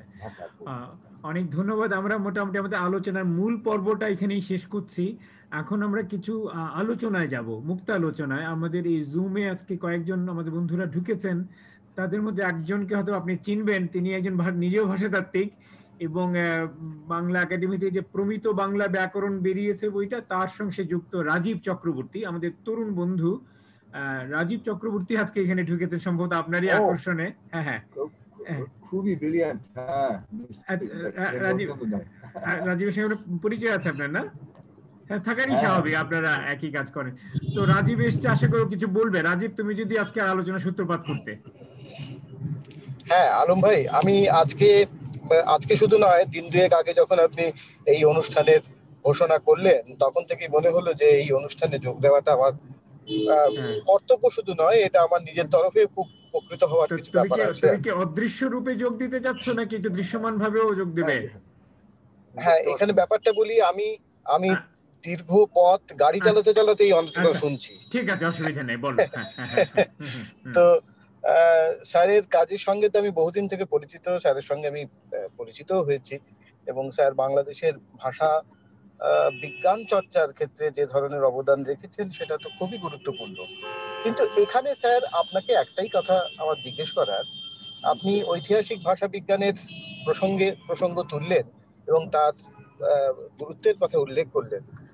আপনি যে আলোচনাটা করছিলেন যে বাংলা ভাষার শিক্ষা এবং তার প্রসারের ক্ষেত্রে আধুনিক যে প্রজন্ম, তারা কিছুটা নিষ্পৃহ বা তারা সেই পরিমাণ যোগ্যতা অর্জন করতে পারছে না এই ভাষাটাকে ব্যবহার করার জন্য। এইখানে কি একটা মূল কারণ ঐতিহাসিক ভাষা বিজ্ঞান চর্চার প্রতি আমাদের অনীহা? এক। দ্বিতীয়ত হচ্ছে, এই ভাষার উন্নয়নের প্রশ্নটার সঙ্গে জড়িত আছে আরো কতগুলি প্রশ্ন। এক হচ্ছে রাজনৈতিক প্রশ্ন, দ্বিতীয়ত হচ্ছে অর্থনৈতিক প্রশ্ন, তৃতীয়ত হচ্ছে প্রশাসনিক প্রশ্ন। এই স্তরগুলিতে বাংলা ভাষার চর্চা এবং প্রসারের জন্য যথেষ্ট মানে চিন্তা ভাবনা কি আমরা করছি, কি ও দেশে কি এ দেশে? বাংলাদেশের ক্ষেত্রে ব্যাপারটা একটু অন্য রকম, কারণ যেহেতু রাষ্ট্রভাষা, কিছু সুবিধা বাংলাদেশের রয়েছে যেটা পশ্চিমবঙ্গে থেকে আমাদের অনেক ক্ষেত্রে আমরা পাই না।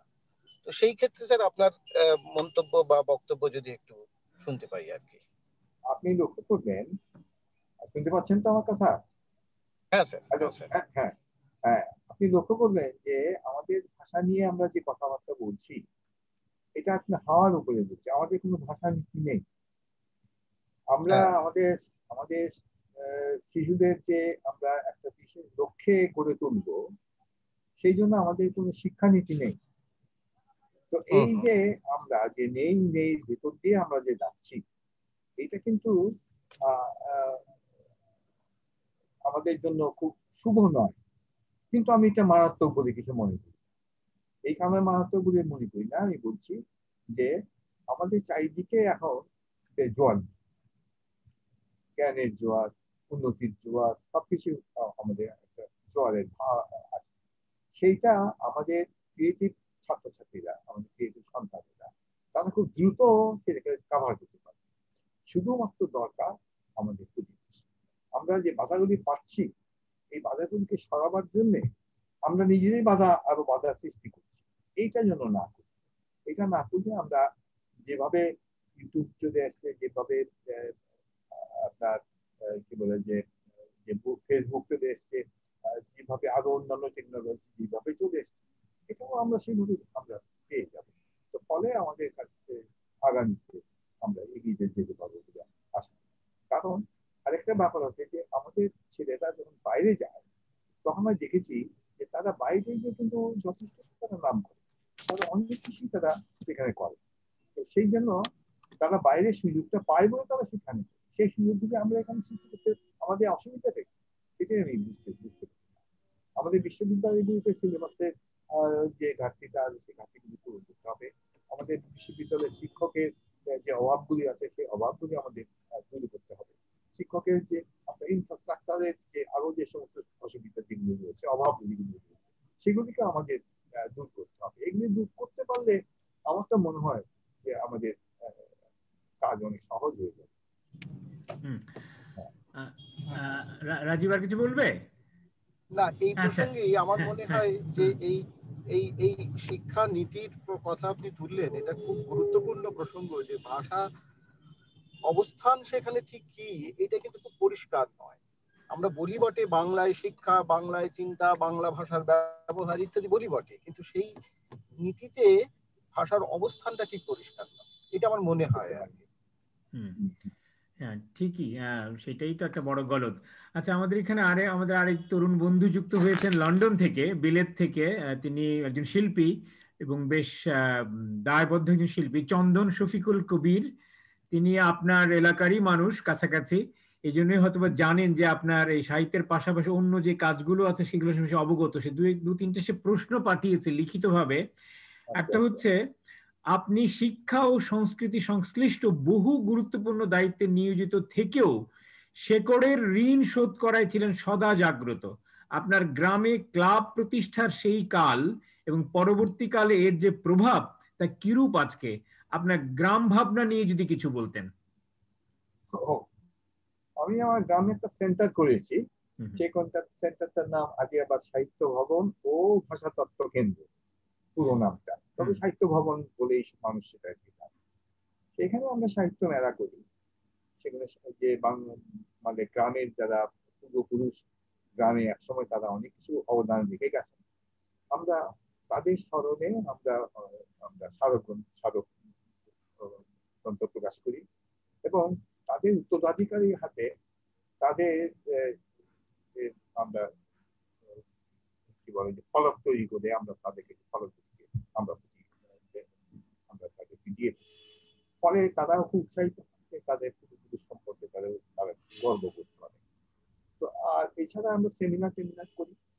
ওখানে একসময় আমরা বিদেশির সঙ্গে সম্পৃক্ত থেকেও আমরা কিছু কাজ করি। যেমন আমরা প্যারিসে আমরা কিছু এক্সিবিশন করেছিলাম, যেটা আমাদের লোকাল কিছু তৈজসপত্র দিয়ে তৈরি, যেমন শিক্ষা, কিছু গ্রামের ছেলেপেলেদের হাতে আঁকা কিছু ছবি, কার্ড, এইগুলি আমরা ওখানে এক্সিবিশন করেছিলাম।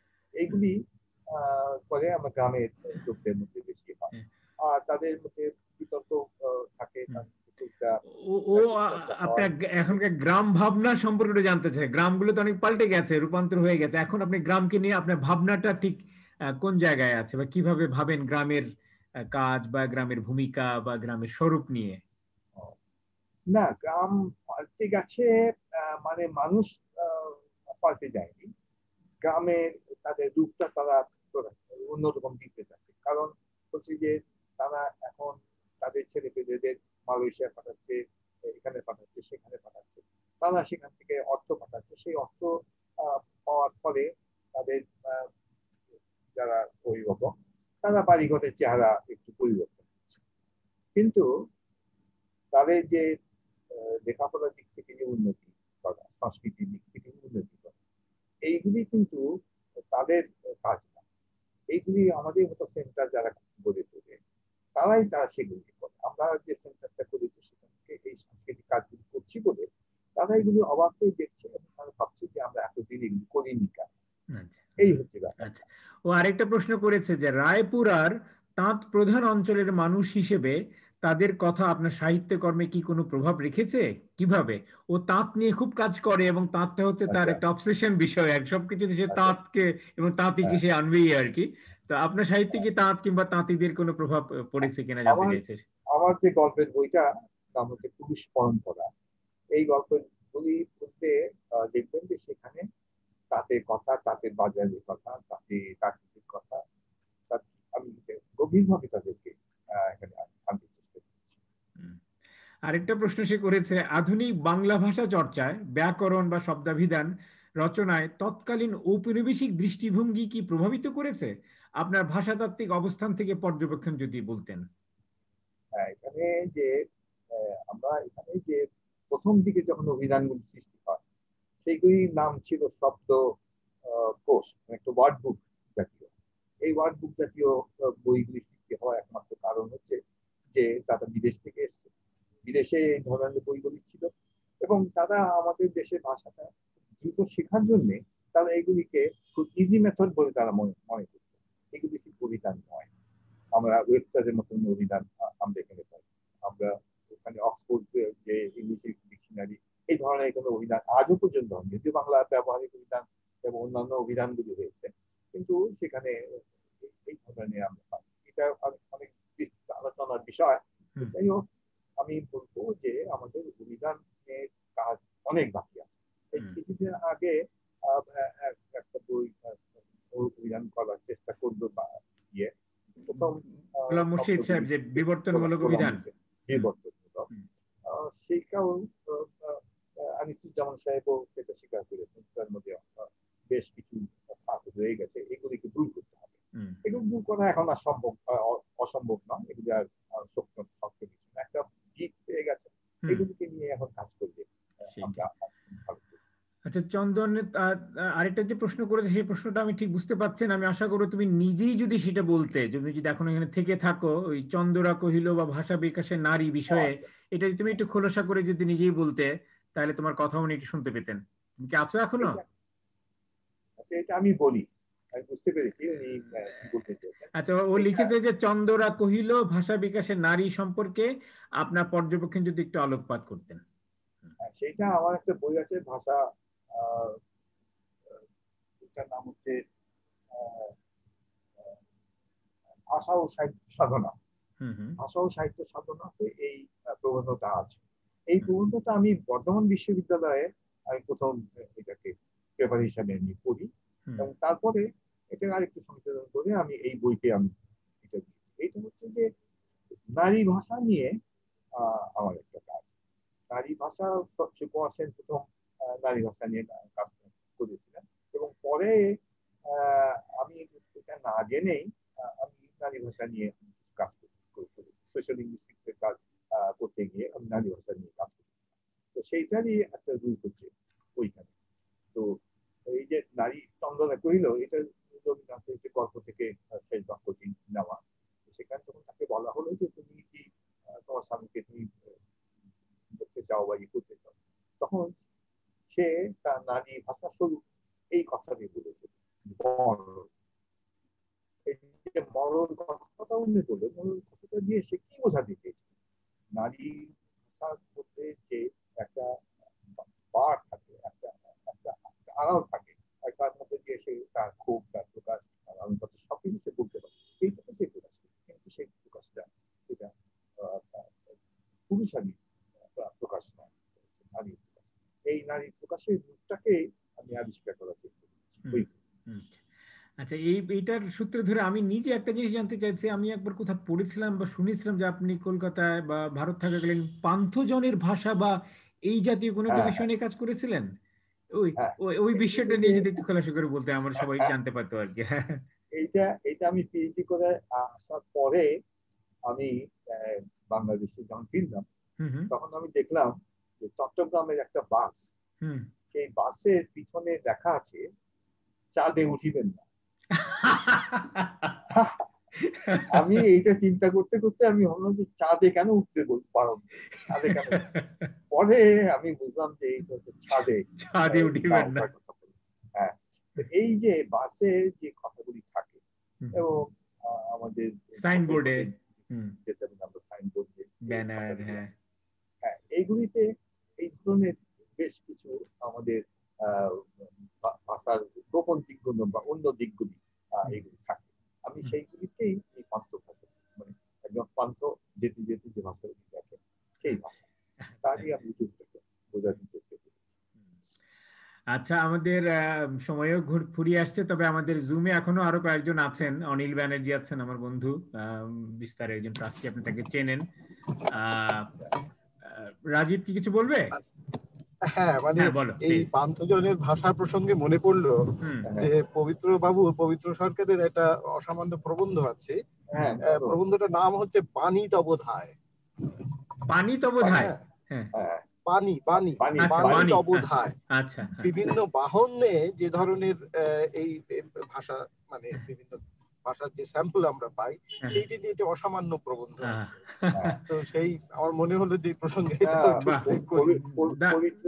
পবিত্রবাবু শুধু ভাষা বাণী যেটা বাসে লেখা সেটাই বলেননি, যেটা বলতে বলতে যায় বিভিন্ন হ্যাঁ হ্যাঁ হ্যাঁ হ্যাঁ, হকা ইয়েরা, বাস কন্ডাক্টররা যে বলে, বাস হ্যাঁ কন্ডাক্টর একদমই শুধু না, ওই একদমই। যে মেয়েরা যে বিক্রি করে হ্যাঁ, কি বিক্রি করে, হকার ইত্যাদি, তাদের হ্যাঁ। যে, হ্যাঁ, তারা যে কিভাবে যে কথাগুলি বলে সেগুলি নিয়েও তার খুব চমৎকার করে। ইনি তো সুকুমার সেনেরই বই আছে কলকাতার, না রাধাপ্রসাদ গুপ্তর, যে কলকাতার ফেরিওয়ালার ডাক ইত্যাদি নিয়ে। হ্যাঁ হ্যাঁ হ্যাঁ। আচ্ছা, আমাদের এখানে আর কজন আছেন? অলিন আছেন, মাহি আবরার আছেন, আরেকজন ছিলেন মধুমিতা, সে চলে গেছে। আচ্ছা, অনিল বা মাহি, আপনারা কেউ কিছু বলতে চান? হ্যালো, আচ্ছা, মনে হয় না। তাহলে আমরা শেষের দিকে যাই। শেষে কথা ছিল আপনি আপনার নিজের একটি লেখা পড়ে শোনাবেন এবং একটা উপসংহার বক্তব্যের মাধ্যমে অনুষ্ঠানে ইতি টানবেন। লেখাটা কি আছে হাতের কাছে? এটা তো আচ্ছা অন্য একটা তারে পড়তে হয়। আচ্ছা, ঠিক আছে, যে কোনো একটা লেখা কয়েক মিনিট একটু পড়ে শোনান।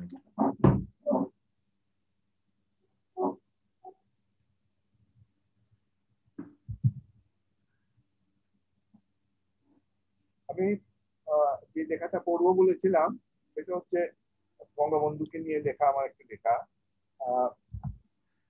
আমি 1 মিনিট একটু আমি সময় নিচ্ছি।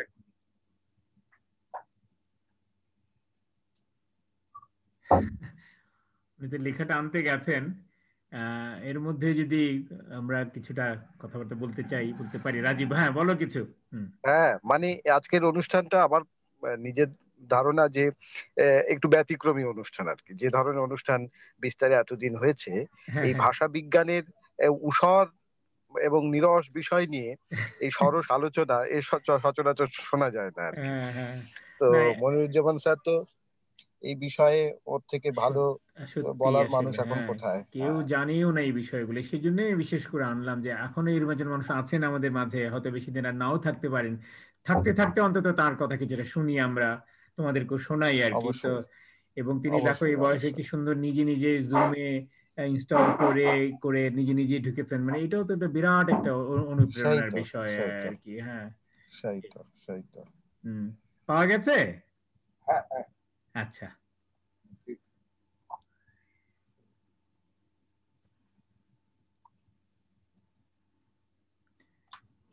ওই যে বাণী তো বোধ হয় নিয়ে মনে পড়লো, আমাদের রেজাউল করিম সুমনে কিন্তু মাঝে মাঝে কিছু এরকম বাণী দেয়, ওটার নাম সে দিয়েছে বাহন লিপি।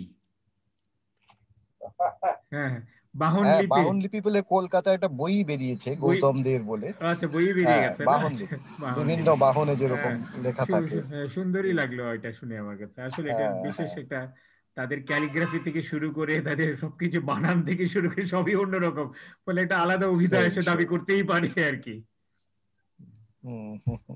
আচ্ছা, আমি একটা বীর ছন্দের একটা কবিতা পড়ি। এই কবিতাটি শামসুর রহমান স্যার খুব প্রশংসা করেছেন এবং বলেছেন যে এই ধরনের কবিতা কি কি যে কি কি ছন্দে বললেন?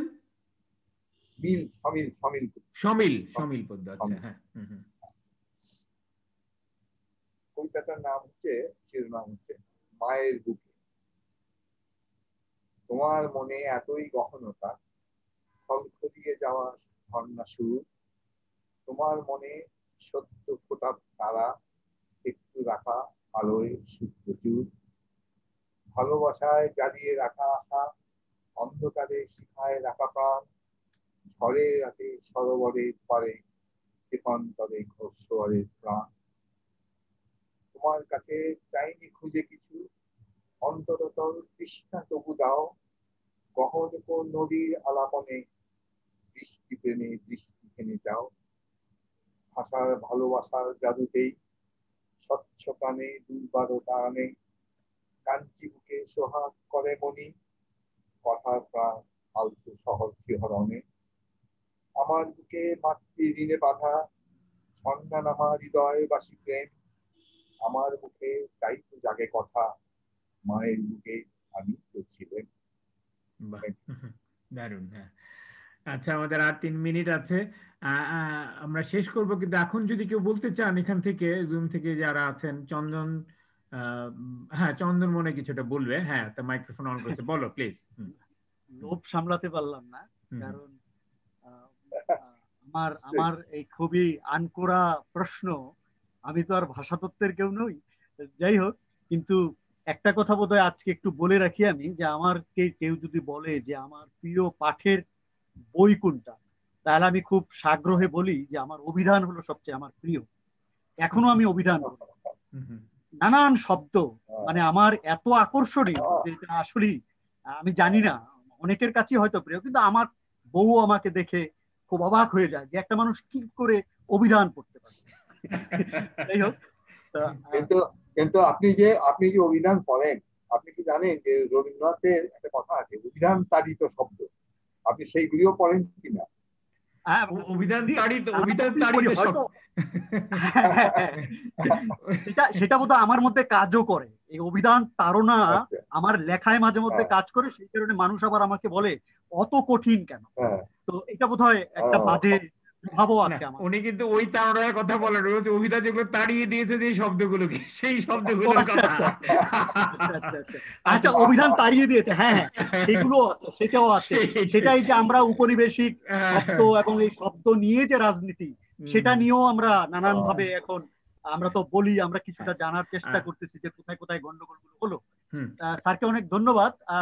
আমি চিটাগংয়ে পড়েছি 3 বছর, কিন্তু কি কারণে জানি না আপনাদের সাক্ষাৎটা হলো না। আসলে ওই বয়সটা খুব কম ছিল, খুবই ছোট বয়স ছিল। যাই হোক, আর আপনার বাড়ি আদিয়াবাদে, আমার বাড়ি হলো মনোহরদী। এককালে আমরা তো রায়পুরা থানাতেই ছিলাম। আমার একই জেলার। হ্যাঁ হ্যাঁ, আর আমার চাচা বিয়ে করেছিলেন আমিরগঞ্জে। আমিরগঞ্জ পর্যন্ত কিন্তু আমার প্রচুর যাতায়াত আছে, হাসনাবাদ বাজার, আমার সেই তাঁত দেখা। আর আমি নিজে যেহেতু এখন এক ধরনের শিক্ষিত তাঁতি বলি আর কি, আমি তাঁত শিখেছি এবং তাঁতি আমি ছবি আঁকি। তো এই তাঁত নিয়ে আমার খুব আগ্রহ। আমি আপনার লেখাটা জোগাড় করার চেষ্টা করব, এবং আমি খুবই, আমার এই কালেকশন গুলো আছে তাঁত নিয়ে গল্প, সেই অমিয়ভূষণ মজুমদার থেকে শুরু করে যারা যারা মোটামুটি তাঁত নিয়ে লিখেছে সেগুলো আমার কালেকশনে মোটামুটি আছে আর কি। তোমাকে আমি ওনার ইমেল পাঠিয়ে দেবো, তুমি ইমেলে যোগাযোগ করে নিয়ে নিও আর কি। হ্যাঁ, এটা অনেক জি। সেখানে ওই তাতে যে রংগুলি ব্যবহার করে, যারা রং দিয়ে সুতো রান্নায়, তারপরে সেগুলিকে দিয়ে তাঁতিদের দেয়, এইসব পুস্তক এগুলি আছে। সেখানে যে একটা বাজার গড়ে উঠে, সেই বাজারে কি বাজার লোকগুলি কি করতে না করতে।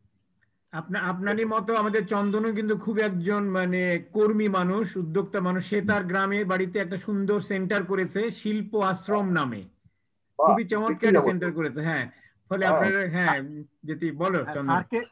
স্যার বোধহয় স্যার বলছিলেন যে উনি প্যারিসে এসেছিলেন, আপনি কি প্যারিসে এসেছিলেন? না না না না না, আমি প্যারিসে যাইনি। আচ্ছা আচ্ছা, এই আমি লন্ডন পর্যন্ত। আচ্ছা, তো প্যারিসে তো বোধহয় আপনারই গ্রামের আশপাশের যে ইনু ভাই আছে, ইনু ভাই এবং নাজিম ভাই, শাহাবুদ্দিন ভাইয়ের যে। আচ্ছা, আমি গেছিলাম আগে, আমি 69 সরি 70 হ্যাঁ 69। যাই হোক চন্দন, একবার তোমার সেন্টারে ওনাকে নিয়ে যেও, ওনাকে দিয়ে অবশ্যই সেই পর্যন্ত করোনা তাড়াতাড়ি কাটুক আর তাড়াতাড়ি আসি, ওনাকে দিয়ে একটা বক্তৃতার আয়োজন করিও আর কি। অসাধারণ বক্তা উনি। আমাদের বিশদ বাংলা একটা হুমায়ুন আজাদ স্মারক বক্তৃতা দিয়েছিলেন, দুর্দান্ত একটা পত্রিকা, এটা মানে বক্তৃতা ছিল আর কি। যাই হোক, আমরা ভালো থাকবেন, অনেক ভালো থাকবেন। আচ্ছা, ধন্যবাদ আপনাকে। দেখা হবে আশা করি। অনিল বা মাহিয়া কি আর কেউ কিছু বলতে চান? আচ্ছা, মাহিয়া বলবে। মাহিয়াকে আপনি দেখেছেন বিশদ বাংলায়? মাহিয়া আমার সঙ্গে আমরা দুজন মিলে করেছি। হ্যাঁ, তুমিও দেখেছো না বিশদ বাংলায়? আমার তো অত ক্ষমতা নেই কিছু বলার, তবে গুণী মানুষের কথা শুনছি। দেখতে পাচ্ছি না। আচ্ছা, উনি দেখতে পাচ্ছেন, উনি দেখতে পাচ্ছেন, তোমাকে দেখতে চাচ্ছেন উনি। হ্যাঁ, আমি এখন গ্রামে, আমার হ্যাঁ মনে পড়ছে। না, তোমার মাহিয়ার কথা শোনা যাচ্ছে না, মাহিয়ার কথা শোনা যাচ্ছে না। হ্যালো। শোনা যাচ্ছে না? না, এখন শোনা যাচ্ছে, হ্যাঁ। না, আমি এখন তো গ্রামে অবস্থান করছি, আমার দাদার বাড়িতে, সেখান থেকে যুক্ত হয়েছি। তা ভাল লাগলো আপনার আবার দেখলাম, মানে সেই জন্য আর আচ্ছা, আপনার কথাগুলো শুনছি, এটাই ভালো লাগছে আর কি, শিখছি আর কি আপনাদের কাছ থেকে। হ্যাঁ, ঠিক আছে, হ্যাঁ, অনেক ওখানে ধন্যবাদ। সংযোগ আছে আপনাদের তাহলে? আচ্ছা, হ্যাঁ তাহলে আপনাদের গ্রামটা খুব উন্নত মনে হলো। হ্যাঁ, গ্রামের নামটাও খুব সুন্দর, কেশরাঙ্গা, চাঁদপুরে আর কি। হ্যাঁ, কেশরাঙ্গা, আচ্ছা, ফলে আপনি ভাষাতাত্ত্বিক বেশ। হিসেবে এই নামটারই কিছু গবেষণা হ্যাঁ, করতে পারবেন, গবেষণার সূত্র পেলেন আর কি। হ্যাঁ, এবং কেশরাঙ্গা কেন হলো এই ইতিহাসটা একটু ঘাটতে হবে আমাকে, কেন গ্রামের নাম কেশরাঙ্গা হলো। আপনার কেসে তো মনে হচ্ছে রাঙ্গায়। হ্যাঁ, না, এটা তো আর্টিফিশিয়ালি রাঙিয়েছি। যাই হোক, রাঙ্গার তো কেশরাঙ্গা গ্রামের নামের প্রতি সম্মান প্রদর্শন হ্যাঁ, পূর্বক। সম্মান যাই হোক, আমরা প্রদর্শন। আমরা শেষ করব। রাজীব চক্রবর্তী আমাদের বন্ধু ছোট্ট একটা মন্তব্য করেছে যে আজকের এই আলোচনার আয়োজনের জন্য বিস্তারকে ধন্যবাদ, আমরা কৃতজ্ঞ। হুম, হুম। এটা শুনে আমারও খুব ভালো আহ, লাগলো। সত্যি আমি চেয়েছিলাম আপনার মতো একজন মানুষকে একটু সামনে হ্যাঁ, আনতে, সেটা সবাইকে আমিও শোনাতে। আপনার কথাগুলো অত্যন্ত মূল্যবান, এই কথাগুলো আমি মনে করি ইতিহাসের পরবর্তী প্রজন্মের জন্য ধরে রাখা উচিত। তা আপনি জানেন নিশ্চয়ই যে এটা কিন্তু রেকর্ড হচ্ছে, এবং এটা আজকে রাত্রি আমি ইউটিউবে দিয়ে দেব, এবং তার লিঙ্কটা আপনাকে পাঠাবো, ফলে আপনি যাদেরকে দিতে চান বিতরণ করতে পারবেন, যারা শুনতে চেয়েছিল আর কি। এবং এটা থেকে গেল আর কি আমাদের মাহফিজখানায়, কালের মাহফিজখানায় রয়ে গেল আর কি। তো আপনাকে অনেক অনেক ধন্যবাদ। আমি আপনার একটা উপসংহার মন্তব্য বা বক্তব্যের ভিতর দিয়ে আজকে অনুষ্ঠানের ইতি টানতে চাই। আপনি যদি কিছুটা বলতেন সবশেষে। মোটামুটি ভাবে আমি অনেক বেশি কথা হয়তো বলেছি, অনেক বাজে কথা হয়তো বলে ফেলেছি। আহ, আমি জানি না আমার শ্রোতাদের আমি সন্তুষ্ট করতে পেরেছি কিনা, কিন্তু আমি খুব ফিল করি মনে মধ্যে, আমি এটা খুব আমার একটা আফসোস লাগে যে আমি যে ভাষাবিদ আমি হয়েছি, কিন্তু আমার কাছে মনে হয় যে আমি একা। আমার পাশে যারা যে সমস্ত ভাষাবিদ বা ভাষা নিয়ে যারা কাজ করেন বা চিন্তা করেন, তাদের আরো অনেক কিছু কাজ করা আছে, আমাদের দেশকে দেবার অনেক কিছু কাজ আছে। সেইগুলোকে আমরা একত্রিত হয়ে কিছু করতে পারছি না। কিছু বললাম যে একটা সমিতিও আমরা করতে পারি। এইটা আমাদের যেন আমাদের ভবিষ্যতে যারা আহ, কর্মী, তারা যেন এটা একটু চিন্তা করেন, তারা ভাবেন যে আমাদের এখানে একটু ঐক্যের আমাদের প্রয়োজন আছে। এবং এই ঐক্য সাধনের মধ্য দিয়েই কিন্তু আমরা আমাদের মিলিত যে চিন্তা, সেই চিন্তাকে আমরা প্রতিষ্ঠা করতে পারবো, এবং সেই চিন্তাটাই হবে ফলপ্রসূ। আমি এককভাবে কিছু একটা চিন্তা করলাম, কিন্তু সেটা তো হাওয়ায় সেটা মিলিয়ে গেল, সেই চিন্তার কোনো অর্থ আমার থাকবে না। আমি যদিও আমি লিখছি, লেখালেখির মধ্যে আমার সেই চিন্তা থাকছে, কিন্তু তথাপি আরো ছাড়াও আমাদের একত্র ভাবে আমাদের কাজ করতে পারলে আমার মনে হয় যে আমরা অনেক সেই, এই যে আমি একটা সেন্টার করেছি, রাজীব একটা সেন্টার আছে, একটা সেন্টার আছে, আলম ঘোষের যে, ফলে এখন ওনার সঙ্গে আমাদের সংযোগটা আরো সহজ হলো। কিন্তু উনি একাই সেটা করছে, এটার সঙ্গে আরো আমরা যুক্ত হয়ে এটাকে একটু একটু বড় রূপ দিতে পারতাম, সামগ্রিক বৈশ্বিক রূপ দিতে পারতাম, বাইরের রূপটা না দিতে পারতাম, তাহলে আমার মনে হয় যে আমাদের এই কাজগুলি আরো ত্বরান্বিত হতো, এবং আরো ফ্রুটফুল হতো, এবং অর্থবহ হতো। সেটা আমার দরকার। আরেকটা বলবো যে আমরা এই যে আমি বললাম যে আমার শ্রদ্ধাভাজন বন্ধুরা যে বইটা করছি, 60 জন জমতে জমতে 60 জন হয়ে গেল। তো আরো হয়তো অনেক আছে, খুঁজলে হয়তো আমাদের কাজের পড়ে আছে। তাদেরকে আমি যখন তুলছি, তখন আমার মনে হচ্ছে যে এদেরকে শুধু আমি লিখলাম, একটা বইয়ের মধ্যে প্রকাশ করলাম, এটাই তো কাজ হয়ে যাচ্ছে না। এইটার পাঠক কোথায়? এটাকে আমি যে কথাগুলি বলতে চেয়েছি, প্রত্যেক ইন্ডিভিজুয়াল মানুষের ভেতর দিয়ে আমি একটা একটা কথা বলতে বলতে চেয়েছি, সেই কথাগুলি শুনবার জন্য মানুষের প্রস্তুতি দরকার। মানুষ তো অন্য কাজে ব্যস্ত, সেই ব্যস্ততা থেকে আমাদের এই কাজগুলি যারা আমাদের চলে গেছে, আমাদের আমাদের কিছু কাজ রেখে গেছে, তাদের মূল্যায়ন করা এবং তাদেরকে মূল্য দেওয়া, এটা আমাদের একটা করতে হবে। যে আমি সাহিত্য ভবন বললাম, সেখানে আমার গ্রামের লোকরা, প্রাচীন পুরনো লোকরা তারা ইয়ে করেছেন কিছু তাদের যে স্মরণে আমরা যে কাজগুলি করছি, এটা আমি দেখেছি যে মানুষ কত আহ্লাদিত হয়েছে, কত মানুষ স্ফূর্তি তারা লাভ করেছে, এবং আরেকটা জীবন তার মনে হচ্ছে সেই জীবনের অতীত জীবনে তারা ফিরে গেছে। এবং এইটা যাওয়ার ফলে তাদের মধ্যে একটা, এখন শুধু আমি যে করছি তা না, এখন আমার দেখা দেখি আমার গ্রামে আরো 3-4টা সেন্টার হয়ে গেছে, তারপর সে একই কাজ তারা করতে শুরু করেছে। এটা তো মানে দারুণ একটা ব্যাপার। এই জন্য আমার মনে হয় যে এগুলি আমাদের করা। আপনারা সবাই থাকবেন, আমি মনে হয় যে সুস্থ থাকবেন এবং আমাদের দেশকে ভালোবাসবেন। আমরা দেশকে ভালোবাসতে জানি না, দেশকে ভালোবাসতে শিখিনি। দেশকে ভালোবাসলে দেশে আজকে যে এত দুর্নীতি, এত কিছু যে সাংস্কৃতিক দুর্নীতি যেটা বলে, এই যে সাংস্কৃতিক দুর্নীতিটাও কিন্তু এখন ঢুকে গেছে। এটা তো আমাদের পালন করতে হবে। আমাদের সাংস্কৃতিক দুর্নীতি দূর করতে গেলে আমাদের সাংস্কৃতিক ঐক্যের দরকার আছে। এটা আপনাদের মধ্যে ধন্যবাদ। আপনার এই শেষ বাণীটি যেন আমাদের পাথেয় হয়ে থাকে, যে আমরা যেন ঐক্যবদ্ধ হই এবং সংস্কৃতির ভিতর দিয়ে যেন আমরা আমাদের সমাজের অন্যান্য যে দুর্নীতি এবং অন্যান্য যে পশ্চাৎপদতা সেগুলো দূর করার কাজে ব্রতী হই। তো আপনারা সবাই ভালো থাকবেন, আপনারা যারা এসছেন, এবং আপনাকে বিশেষভাবে ধন্যবাদ জানাচ্ছি আপনার শত ব্যস্ততা এবং এই বয়সে সময় করে প্রযুক্তির মাধ্যমে আমাদের যুক্ত হয়েছেন। তো আবারও দেখা হবে আগামী বৃহস্পতিবার এমনি কোনো এক বিশিষ্ট সাহিত্য ব্যক্তিত্বকে নিয়ে। ততদিন আপনারা সবাই ভালো থাকবেন, সুস্থ থাকবেন, সুন্দর থাকবেন। শুভরাত্রি। আপনাকে অসংখ্য ধন্যবাদ।